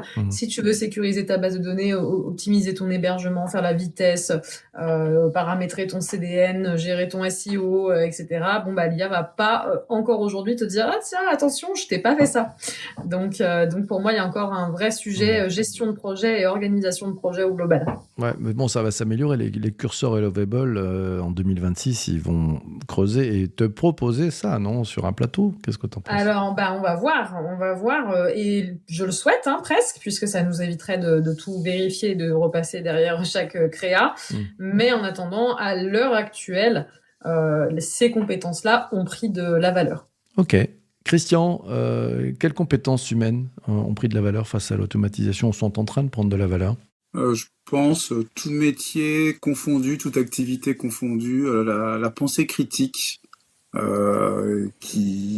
vrai qu'on peut voir peut-être qu'on peut la perdre à cause des machines. Moi, je dirais qu'à prendre la valeur, tout simplement, parce que quand on s'en rend compte, et puis ça vient, je pense que tout le monde s'en rend de plus en plus compte, en fait. C'est vrai qu'il y a un danger, c'est vrai que dans les écoles, c'est de plus en plus utilisé, il y a de plus en plus de papiers qui en parlent, donc l'éducation s'y met avec, en reculant, mais du coup, par obligation, donc on parlait du choix au début de l'émission, donc du coup, là, il n'y a pas le choix, mais c'est vrai que du coup, c'est de garder cette pensée critique et de faire le truc à la va-vite, en mode feignant, exactement, donc tout ce qu'a décrit Ati, donc c'est exactement ça, donc ce mode de rapidité, de va-vite, de tout de suite, et du coup c'est perfectible, ce qui est normal, comme pour les machines, comme pour nous, si on va trop vite, c'est perfectible, à moins d'être un super expert, du coup c'est pas encore le cas pour les machines, et donc du coup c'est qu'on garde cette pensée critique à tout prix pour tout corps de métier et toute activité.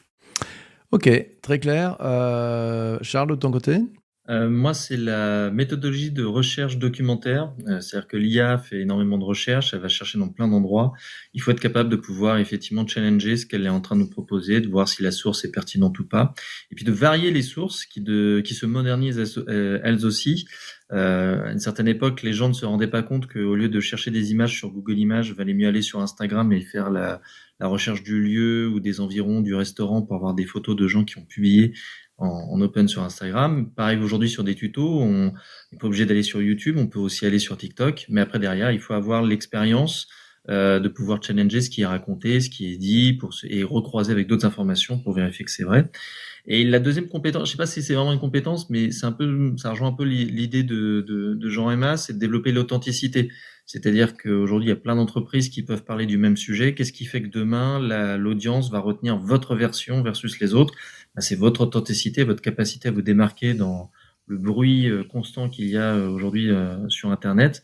Et je ne saurais pas définir exactement la compétence que c'est, mais le fait de pouvoir se démarquer va devenir crucial. Ça, il nous l'a redit 2 fois. Vous avez tous noté, je pense que c'est clair. Non, mais c'est vrai, ça me fait rebondir en t'entendant, Charles. C'était les propos que donnait Ati tout à l'heure sur la partie création, en fait, quand on disait est-ce qu'il faut montrer qu'on utilise l'IA ou est-ce qu'il faut l'invisibiliser. La réponse d'Ati, c'était la transparence. Et derrière, ça tire la confiance. Donc, en fait, cette authenticité, cette transparence, je pense que c'est la confiance. Et peut-être que la confiance est un point de positionnement et de différenciation. Et c'est là où je reviens avec Apple, je reviens parce que oui, pour Uber, je sais, et ça va faire plaisir à Patrick qui est dans cette room là. Apple a vachement joué la stratégie de la confiance et de la sécurité. Il en pense quoi, notre Chief DPO Officer Worldwide, Monsieur Bellala? J'en pense pas grand-chose. Écoute, tu parles Eh ben d'Apple. merci, et de rien. Je laisserai pas parler Patrick pour ça. Très bien. Repose-moi ta question. Alors, je t'en pose une autre, puisque c'est comme ça, puisque tu n'as pas les réponses. Donc, moi, j'arrive avec mes questions. Si tu avais un seul conseil à donner à une entreprise qui veut se lancer sérieusement en 2026 avec l'IA, ça serait quoi? C'est bien fait pour toi. Oh, putain, en une seule phrase, en une seule réponse. En un seul mot, allez, en un seul mot. Cartographier. Joli. C'était le mot du soir. Un chèque de 15 000 € vient de tomber. Voilà, pour le gagnant qui, dans les commentaires, nous avait indiqué cartographie. Merci beaucoup. Tu peux développer un petit peu? Merci. Oui, merci. Ça serait de cartographier. Donc, on parle beaucoup de cartographier des risques. Bon, du coup, quand on travaille dans la cybersécu. Mais du coup, c'est de cartographier surtout les cas d'usage, en fait, les impacts. Donc aussi bien business, donc les revenus, le coût, le temps et la faisabilité du coup par les machines, donc que ce soit différents systèmes d'intelligence artificielle, donc soit locales, distantes, soit des RAG ou des agents, des assistants.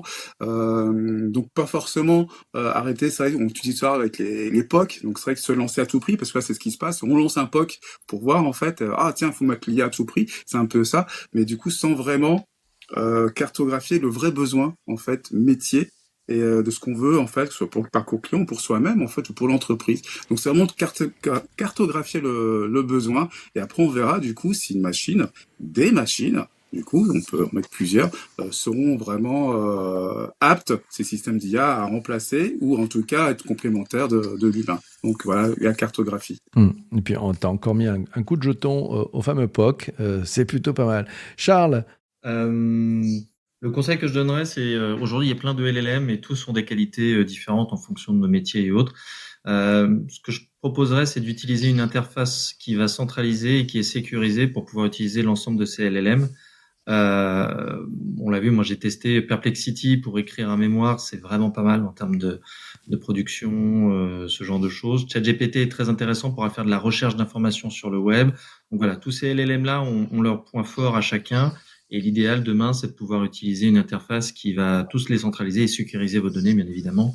L'idée étant que votre matière intellectuelle ne parte pas sur le web. Ça, c'est très important, c'est crucial, comme tu nous dis. Jean-Emmanuel? En fait, moi, j'ai deux réponses, mais elles sont un peu entremêlées. La première, c'est...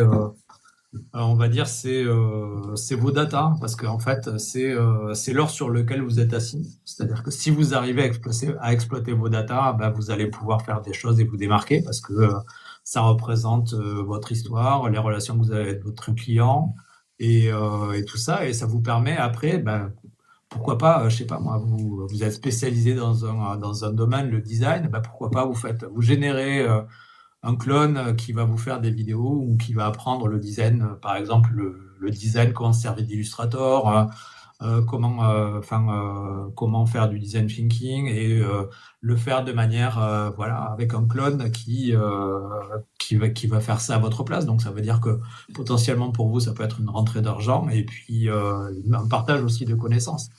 Mais je pense qu'il faut, derrière il faut aussi bien cerner les choses, parce que sinon après ça devient ça peut devenir n'importe quoi si on fait pas attention à ça. Ouais, faites gaffe quand même. Hubert?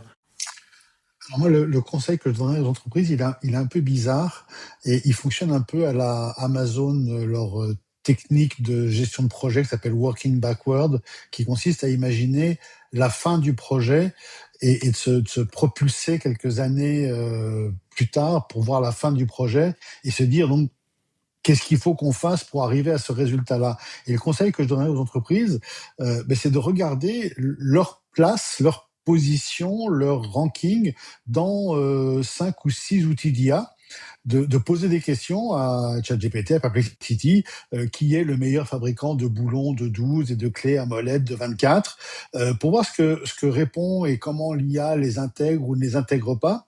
Et ils pourront en déduire le gap, le manque à gagner ou le chemin qui reste à parcourir en bonne création de SEO par, non pas de l'IA, mais par des vrais humains qui vont savoir créer de bons articles, de bons contenus, un bon PIM, Product Information Management, pour que les fiches produits soient extrêmement bien remplies, pour gagner en visibilité des IA, pour faire des articles sur Reddit, d'avoir des subreddits qui soient clairs au niveau de l'entreprise, d'avoir des pages Wikipédia qui sont bien renseignées, ou Grokipedia, ou je sais pas comment il s'appelle, Gropédia, qui soit bien renseigné. Bon, celui-là, il est fait automatiquement.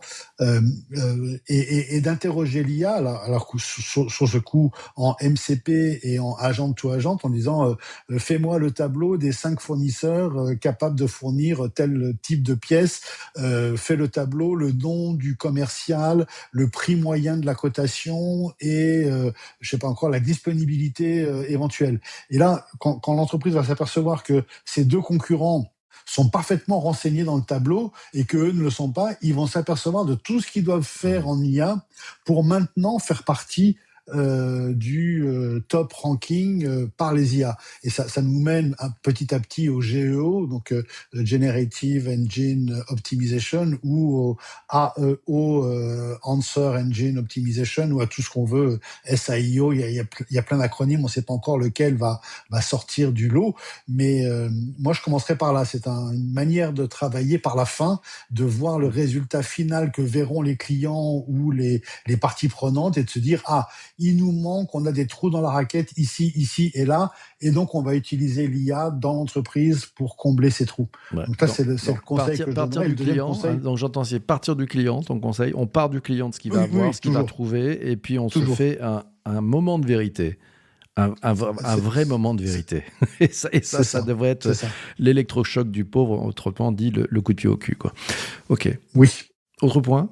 Le point que j'aime bien, c'est d'essayer d'embaucher justement des juniors et des jeunes, de leur interdire d'utiliser les méthodes classiques de l'entreprise, mais d'utiliser uniquement des méthodes modernes, et de créer notre propre concurrent. Donc, j'embauche, embaucher, faites une petite business unit qui a pour objectif de détrôner la grande entreprise sans utiliser les mêmes méthodes que la grande entreprise. Et donc, créer votre propre concurrent par des jeunes qui utilisent l'agilité, qui utilisent l'IA, qui utilisent les choses très, très adaptables pour essayer de créer son propre concurrent. Et je pense que là, c'est aussi un bon moyen d'expérimenter ce que peut faire l'IA, la rapidité de travail, et de s'en servir comme, je le dis, comme d'un POC, d'un proof of concept. Si trois jeunes embauchés arrivent à faire mieux que 50 personnes qui sont là depuis 10 ans, ça fait un petit électrochoc aussi. Encore un électrochoc. Bon, il est arrivé quand même les bras chargés de cadeaux, l'ami Hubert. Hein. C'est un peu le Père Noël avec des choses actionnables que vous pouvez faire, et ça coûte 0 € de le faire. Et c'est ça qui est génial, mais faites-le parce que vous rendez service. Je vous propose qu'on passe maintenant, au dernier thème de ce podcast. Et si vous êtes arrivé jusqu'ici, c'est super parce que vous avez pu profiter des cadeaux de notre ami Hubert. On va en avoir d'autres. On va parler de l'IA et du futur et à quoi s'attendre en 2026. Jingle. Connected Mate. Pour finir cet épisode, on va lever un peu la tête. Oui, si 2025 a été une année d'apprentissage, 2026 pourrait bien être une année de bascule. On voit des tendances émerger, des ruptures technologiques qui se préparent. On voit aussi pas mal de tensions politiques qui montent. On parle de géo, tech, politique. Voilà, c'est un peu tous ces choses en même temps. Est-ce que l'IA va finalement s'installer, se réguler, se fragmenter Est-ce que ce qui est sous-estimé aujourd'hui pourrait tout bouleverser demain? C'est peut-être le moment de faire tourner la fameuse boule de cristal. Monsieur et Madame Irma sont avec nous et on va surtout écouter ceux qui savent lire entre les lignes. Première question, et je vais la poser à notre ami Ati pour démarrer. Voilà. Quel est selon toi le scénario le plus plausible et peut-être le plus sous-estimé pour 2026, Ati? Pour moi, c'est l'essor de la robotisation intelligente avec IA intégrée. C'est-à-dire qu'aujourd'hui, on a des systèmes automatisés de robotisation, tu sais, type ARSS, ASRS, pardon, pour tout ce qui est entrepôt logistique et tout ça. Bon, avec des paramétrages plus algorithmiques et sommaires qu'autre chose. On a ces fameuses IA génératives, ces agents.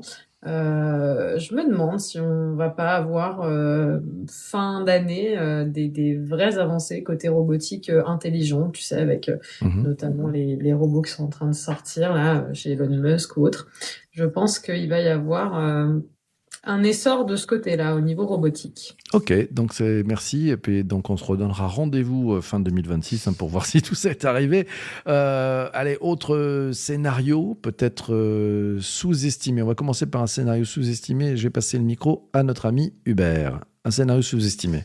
Alors, un scénario sous-estimé dans mon domaine d'activité, c'est la disparition, la fermeture d'organismes de formation qui forment très très mal et qui sont empêtrés dans des contraintes gouvernementales du ministère du Travail pour faire des ingénieries pédagogiques au profit de formations par IA. Donc, quand les jeunes vont comprendre qu'ils ont meilleur compte à se former par l'IA, à obtenir des certifications locales et à ne pas aller payer des formations extrêmement chères, je pense qu'il va y avoir pas mal de casse dans certaines écoles, dans certains organismes de formation qui du coup pourront plus toucher à notre fonds de formation, ce qui serait une très bonne chose pour l'économie de l'IA. Donc ça, c'est ce qui me concerne directement. Puis une autre qui me concerne pas directement, ce serait l'introduction en bourse d'OpenAI ou de xAI, parce que c'est des entreprises qui pourraient... Il y a SpaceX qui devrait peut-être aussi arriver en bourse, mais ça concerne moins l'IA. Mais OpenAI pourrait s'introduire en bourse ou xAI pourrait s'introduire en bourse. Et là, ce serait un peu nouveau comme phénomène. Oui, certains parlent même du phénomène de dire quand ils s'introduiront en bourse, si on est actionnaire, on pourrait toucher les dividendes de ce que l'IA génère comme bénéfice et comme, mais oui, comme j'ai pas profit. Donc pensé. c'est Oui. peut-être aussi cette perspective-là. Tu dis aussi qu'il faut ressortir ta fameuse matrice VUCA, c'est ça ? Oui, c'est-à-dire que là, on est quand même dans un monde, la matrice VUCA, c'est ce qu'utilise l'armée quand ils font du combat de rue et ils savent pas ce qui va se passer, ils savent pas si c'est un habitant ou si c'est un terroriste ou si c'est un combattant ou si c'est un ami. Et donc, la matrice VUCA, ça permet à tout moment d'être réactif et c'est la volatilité, l'incertitude, la complexité, l'ambiguïté. Ça analyse ça sur une matrice 2-2 et donc la situation la plus dure, c'est ce qui est ambigu. Ce qui est ambigu, c'est à la fois on ne sait pas comment on est arrivé là, on ne sait pas pourquoi on est là, ni comment on est arrivé là, et on ne sait pas ce qui va se passer dans 5 minutes, 10 minutes, 1 heure. Donc là, c'est l'ambiguïté totale. Et la case la plus agréable, c'est la case de la volatilité. Là, on sait pourquoi on est là, on a compris pourquoi on en est arrivé jusque là où nous sommes aujourd'hui, la situation, on sait l'analyser et on sait grosso modo ce qui peut se passer. Il y a 2-3 scénarios plausibles et donc on sait ce qui va se passer. On ne sait juste pas exactement dans quel ordre et quand ça va se passer, mais on est assez près. Et donc cette matrice VUCA, elle est assez utile pour naviguer dans un monde incertain comme le nôtre aujourd'hui et comme l'IA qui est très très mouvante, très très délicate à appréhender. Et donc je pense qu'on pourrait se réapproprier et réutiliser. Je fais un cours sur la matrice VUCA pour ceux que ça intéresse de savoir comment utiliser ça. Mais à la base, ça date de 2015, popularisé par la HBR. Mais c'est une méthode militaire qui permet d'évaluer la situation en tout temps. Ouais, HBR étant Harvard Business Review, c'est ça ? Oh, pardon. C'est tellement chic. C'est tellement chic. Ah là là. Tiens, Charles, toi, qu'est-ce que tu vois de choses un peu sous-estimées ? Ce que je vois de sous-estimé, c'est trop lent passage sur le cloud souverain en Europe. L'Europe est prise, actuellement les entreprises européennes sont prises entre les deux superpuissances que sont la Chine et un peu l'Asie. Globalement, faut penser à l'Inde, faut pas mésestimer aussi l'Inde qui est en train de devenir une autre superpuissance en termes d'ingénierie globale. Et puis les États-Unis, qu'on connaît. Donc là, l'Europe met un peu de temps à passer sur un cloud souverain. On a vu que Dassault, là, récemment, est allé sur Bleu, qui est un cloud plutôt souverain. Donc voilà, ça, c'est le côté sous-estimé et on continue de lâcher énormément de choses pour les GAFAM. Après, sur le scénario le plus plausible, c'est l'accélération des parts de marché des LLM sur les requêtes web. Ça paraît anodin, mais ça nous ferait passer dans le 3.0, on pourrait dire. Il y a eu le navigateur normal, ensuite il y a eu le navigateur qui permettait d'en même temps être la recherche dans la fameuse barre où on posait l'URL. Certains n'ont pas connu cette époque où on pouvait mettre que l'URL. Après, il y a eu la recherche qui s'est additionnée. Et demain, on va pouvoir questionner dans la barre de recherche de l'URL. Et là, c'est de savoir effectivement est-ce que les LLM vont commencer à grappiller des parts de plus en plus importantes à Google et autres. Il se dit, on l'a vu avec l'événement Génération AI chez Eskimos, ils estiment qu'on arrive à un niveau de saturation de gros utilisateurs au niveau des LLM. La question qu'on se pose, c'est est-ce que finalement, est-ce que ça va concerner que les gros utilisateurs, la recherche classique via des LLM, enfin les requêtes web classiques via des LLM, ou est-ce que c'est pas aussi les gens qui vont tout simplement ne plus avoir ce réflexe d'aller sur Google, mais d'aller sur directement ChatGPT ou d'autres IA génératives.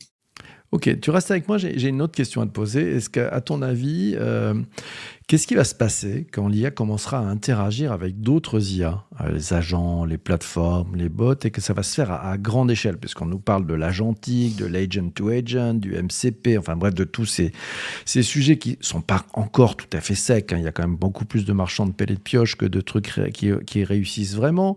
Il va se passer quoi quand ça va marcher? Parce que ça va marcher. Qu'est-ce que tu en penses, Charles? Je pense qu'il va y avoir une accélération de ce qu'on appelle de la plateformisation, c'est-à-dire que un peu à la mode Netflix, qui est une plateforme de vidéo à la demande, on va avoir des plateformes de services à la demande qui vont s'accélérer, notamment aussi avec l'essor des API. C'est une autre tendance qui fait pas grand bruit parce que c'est pas la chose la plus sexy à raconter, mais il y a une accélération des API, et notamment pour pouvoir connecter ces futures grosses plateformes de services avec les réseaux sociaux, et qu'on arrive au Saint Graal dont on nous parle depuis des années, qui est un peu déjà le cas en Asie, mais de faire toutes nos commandes de billets de train depuis WhatsApp, et avec effectivement derrière tous les services qui seront automatisés via les API, et il y aura juste à envoyer les IA n'auront qu'à envoyer des requêtes pour pouvoir faire la sélection, l'achat, le suivi et l'importation. Et donc c'est intéressant, je pense que c'est la plateformisation qui va s'accélérer une fois que tout ça sera interconnecté. Mmh.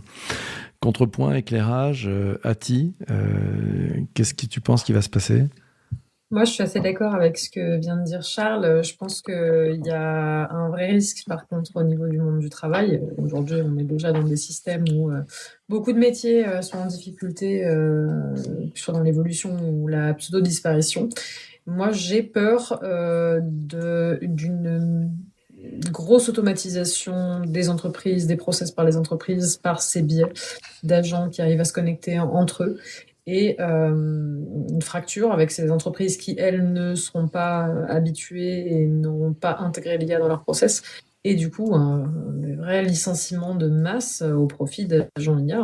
Donc, moi, j'ai très, très peur pour la précarisation du monde du travail. Ok, inquiète pour ça. Bon, il y a peut-être il faut accélérer, à mon avis. Je pense que, tu vois, il faut qu'on pivote un peu tous. Est-ce qu'on sera tous capables de pivoter ce que tu nous décrivais tout à l'heure dans les activités où tu avais finalement plusieurs sources de revenus et tu as réussi à rééquilibrer ça et à pivoter. C'est peut-être ce sujet, de ne pas être en trop grand critère de dépendance sur un seul stream. Ça amène à réfléchir, profiter des fêtes. Profiter des fêtes sous le sapin pour en parler. Autre point, tiens. Allez, autre question. Si vous deviez parier sur une technologie IA émergente qui, selon vous, devrait exploser en 2026, ça serait laquelle? Hubert, t'as une idée, mais t'es pas sûr. Je suis assez sûr, mais je ne sais pas en parler. C'est le quantique et la continuation de cette loi de Moore qui nous dit qu'on va toujours pouvoir faire plus à même prix. Et donc le quantique, il y a plein de boîtes françaises qui y sont, il y a plein de géants qui y sont, Microsoft y est, Google y est, ils savent faire du quantique, mais à part dire que ce sont des qubits et qu'on examine plusieurs scénarios simultanément plutôt que de faire des algorithmes, je ne sais pas faire un algorithme quantique. Peut-être faudrait-il que j'apprenne, peut-être faudrait-il que je passe demande à l'IA comment faire. Mais si le quantique arrive, c'est une partie de la solution à la consommation énergétique de l'IA ou à la consommation énergétique de quelque chose d'autre qui m'est cher, c'est le Bitcoin ou des cryptos ou de la blockchain. Mais voilà, j'en sais pas plus sur le quantique et je n'ai pas encore utilisé, je ne sais pas encore comment ça s'est plateformisé. Parce qu'il y a une plateforme quantique qui existe, je crois chez Amazon aussi, Ouais, il y a mais des j'ai pas plateformes, hein, c'est utilisé, je vrai. sais pas Alors, faire. c'est vrai que c'est assez. Alors, il y a plein de choses qui arrivent. Je pense qu'effectivement, en termes d'infrastructure, et c'est pas dans les commentaires qui dit les premiers softs arrivent hein, sur ces sujets-là, mais c'est vrai que c'est tellement complexe à comprendre et que pour l'instant, ils nous assaisonnent avec plein de technologies. Et puis, quand on écoute des experts qui parlent entre eux, c'est quand même pas clair. Ils sont pas forcément tous d'accord entre eux. On est encore un peu dans un truc de geek qui cherche son modèle. Ça va arriver là aussi. Mais alors le truc, bon, je pense que pour les communs des mortels que je suis, bon, on va pas tout comprendre parce que c'est un peu trop complexe, mais c'est puissant. Donc bon, il faudra peut-être qu'ils simplifient le discours. Le quantique, j'ai noté. Charles, de ton côté, tu vois quoi comme sujet finalement, technologie émergente, IA qui va exploser en 2026? Ah, le GEO, effectivement, les nouveaux modèles de recherche et de référencement sur Internet pour les machines et par les machines, qui a déjà commencé aux États-Unis, qui n'est pas encore accessible aujourd'hui en France, mais ça va pas tarder.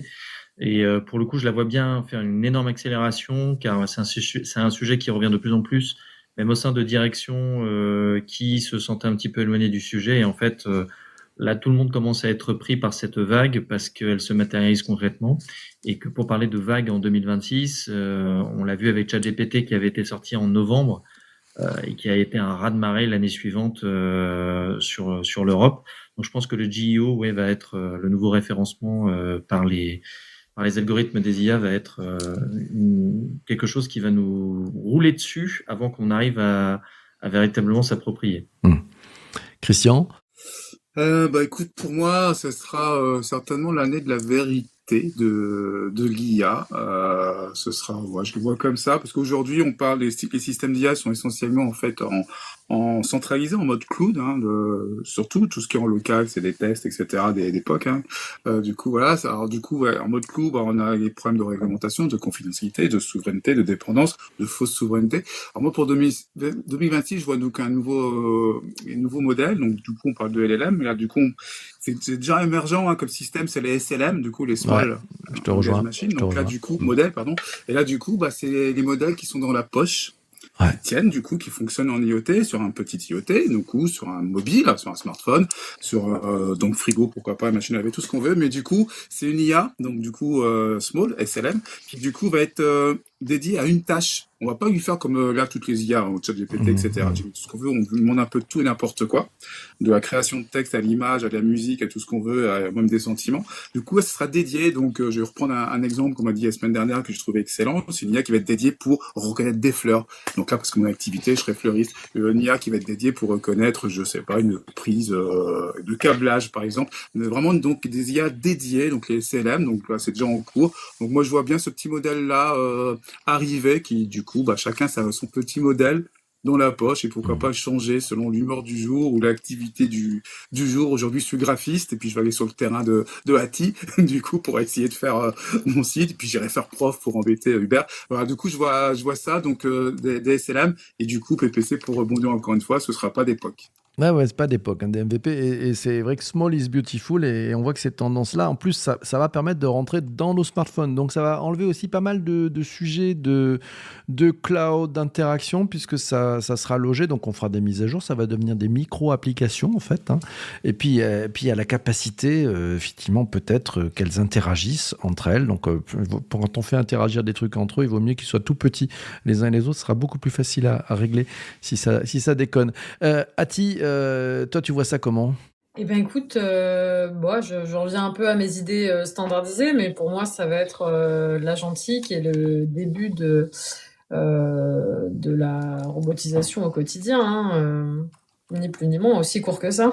Ouais. Ok, alors tiens, c'est Laurent qui nous dit 2026, je vois que l'IA va faire disparaître peut-être la politique démagogique. On verra bien, en plus ça va être une année d'élection, donc on va se marrer. Ça va être un peu chaud patate. Alors, allez, la dernière question de cet épisode du podcast, et merci à vous toutes et vous tous d'être restés jusque-là, hein, parce que là, vous allez avoir quelques réponses sympas.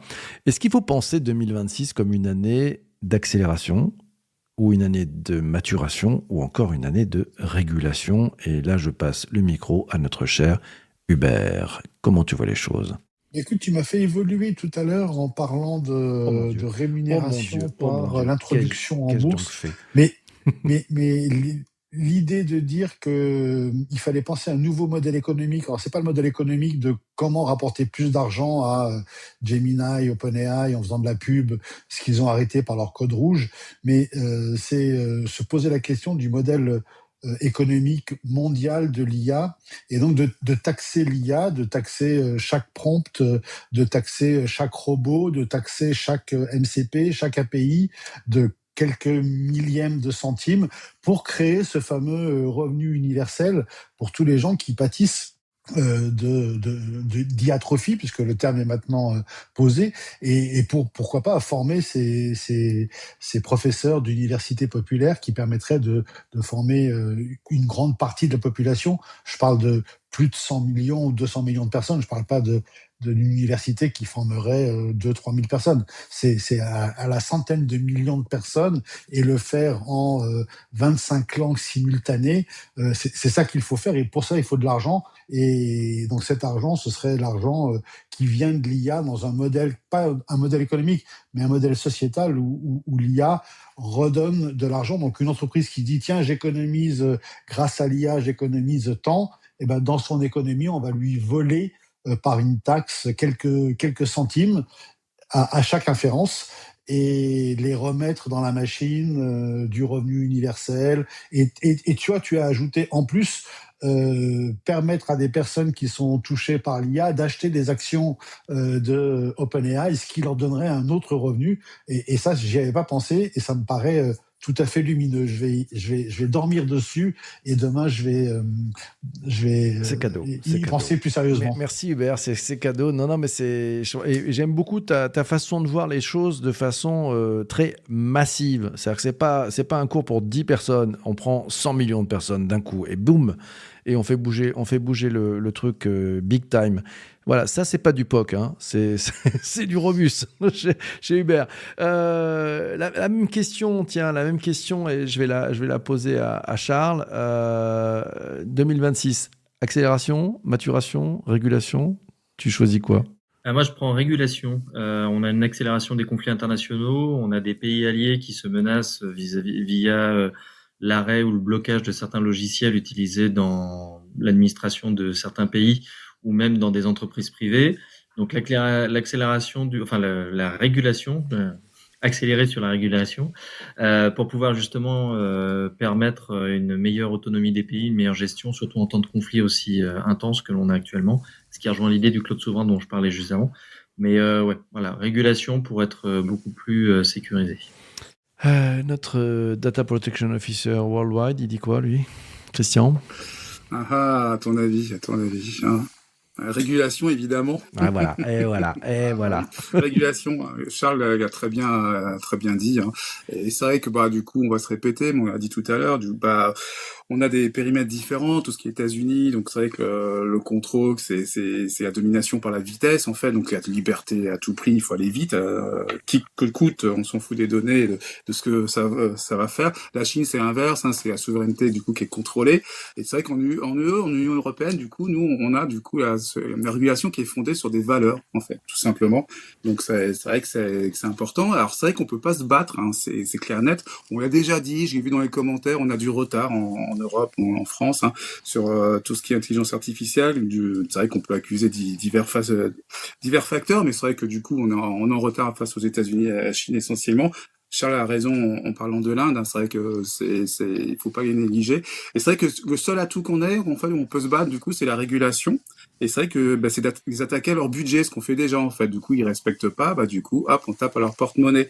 Alors par contre, c'est à double impact, hein, c'est que du coup, ils sont très forts, ils vont très vite, donc ils peuvent très bien se mettre en conformité à la régulation qu'on va imposer en Union européenne au fur et à mesure, hein, quelle qu'elle soit. Donc c'est vrai que pour l'instant il y a un petit jeu de bras de fer, mais du coup ils peuvent aller très très vite à se conformer. Ils l'ont déjà fait, ils le font au fur et à mesure quand ils ont plus le choix pour faire bien, mais du coup, voilà. Donc, c'est le seul critère qui va nous rester en Union européenne. C'est vraiment, dans ce que je vais résumer ça, la confiance numérique. La régulation permet ça, en fait, la confiance numérique pour une IA responsable. Et voilà, donc c'est vrai que c'est une régulation qui ne se fera pas pour la moralité, mais ça sera surtout stratégique. Et j'aime bien le répéter, mais du coup, la régulation, c'est pas un frein, mais c'est un levier, et du coup, géopolitique et économique, là. La régulation n'est pas un frein, mais un levier. Ça sera franchement la punchline de cet épisode. C'est pas mal. Ludo, dans les commentaires, nous dit 2026, consolidation et création des oligopoles classiques. Et il se pose la question, est-ce qu'OpenAI sera encore là ? Moi, je fais le pari que oui. Je vais demander, à notre ami Ati, voir comment elle voit les choses là. Alors, c'était 2026, c'est quoi ? Accélération, maturation, régulation ? Un peu de tout. Comment tu vois les choses ? Peut-être un peu de tout, mais pas sur les mêmes axes, pas sur les mêmes pôles. Ouais. Moi, je pense qu'on va être sur la maturation des IA génératives, là où ça va quand même se calmer un peu, ou une transformation, mais en tout cas, l'IA Gen telle qu'on la connaît arrive, je pense, à un équilibre et à quelque chose qui va se stabiliser. Certainement, encore une fois, j'y reviens parce que j'y tiens, une accélération de la robotique et de l'agentique, et certainement un début de régulation, et on l'espère de l'ensemble, parce que ça fait que, tu vois, quand on se dit que ça fait 3 ans que OpenAI nous a donné son GPT, et que bon, il y a quand même encore tellement de flou au niveau régulation, data, utilisation, transparence, gestion de données, etc., même, tu vois, propriété intellectuelle et ce genre de choses. Donc j'ose espérer que ce sera un petit peu des trois, mais pas sur les mêmes points. Ok, alors le mot de la fin. Merci beaucoup Ati et merci Christian, Charles et Hubert. Le mot de la fin, c'est notre ami Jean-Emmanuel, 4 lettres. Eh bien, pour moi, le mot de la fin, ce sera le choc du hardware face à la promesse de l'IA. Est-ce qu'on va être capable encore de pouvoir augmenter tout ce qu'on a en termes de serveurs pour pouvoir alimenter l'IA, parce que en fait la semaine dernière il y avait Génération IA à la Défense, et j'y suis revenu le jeudi pour assister à une conférence du PDG de Clever Cloud qui justement parlait de ça, et en fait il expliquait avec les nouveaux processeurs, le nouveau processeur NVIDIA de Blackwell, par exemple, chaque processeur, il lui faut 400 watts. Donc, il disait, en fait, ce qu'on avait pour un serveur, on l'a pour un processeur. Donc, ça veut dire que toute l'infrastructure est à revoir, parce que t'as pas assez de courant pour arriver jusqu'à ta ferme, et il faut tout repenser en conséquence. Et bon, après, on peut voir aussi ces derniers temps les signes avant-coureurs avec les mémoires, le prix de la mémoire qui a flambé, parce que Corsair a redirigé toute la mémoire grand public vers les serveurs d'OpenAI. Donc voilà, à voir. Ok, ça sera l'année un peu des serveurs, des processeurs, de tout ça. Je te rejoins sur ce côté. Le hardware face à la promesse. Ouais, on va revenir un peu sur les fondamentaux, les socles. Il y a du hardware d'ailleurs, c'est pas que du soft. Hein. Il y a besoin de hardware. Merci à vous tous. On arrive à la fin de cette traversée de 2025. Si vous écoutez cet épisode du podcast, passez une bonne fête. Si vous l'écoutez en 2026, au moins vous pourrez regarder en disant qu'est-ce qui s'est passé de l'autre côté de la frontière. On a vu les usages, les blocages, les dérives, les ouvertures. L'IA continue et continuera de se déployer. Peut-être que la façon dont on l'encadre, on va l'encadrer, dont on la critique, dont on la critiquera, dont on y résiste aussi, ça va être peut-être décisif. Et puis, merci à vous tous, Ati, Jean-Emmanuel, Hubert, Charles, Christian, les deux Christian, parce qu'on a eu une apparition de notre deuxième Christian. On se retrouve très vite pour continuer toutes ces discussions. En attendant, gardons les yeux ouverts, les mains dedans, l'esprit critique bien allumé. Merci à vous tous d'avoir écouté cet épisode du podcast jusqu'ici. Si vous n'êtes pas encore abonné sur Apple Podcasts, Spotify, Deezer et toutes les plateformes, c'est le moment de le faire. Si vous n'êtes pas abonné à notre chaîne sur YouTube, vous cherchez Connected Mate, vous vous abonnez, vous n'hésitez pas à mettre des commentaires parce que on converse tous ensemble sur la chaîne, donc profitez-en. Un grand merci à vous tous et on se retrouve très très vite pour un prochain épisode. Ciao, ciao, ciao. Connected Mate.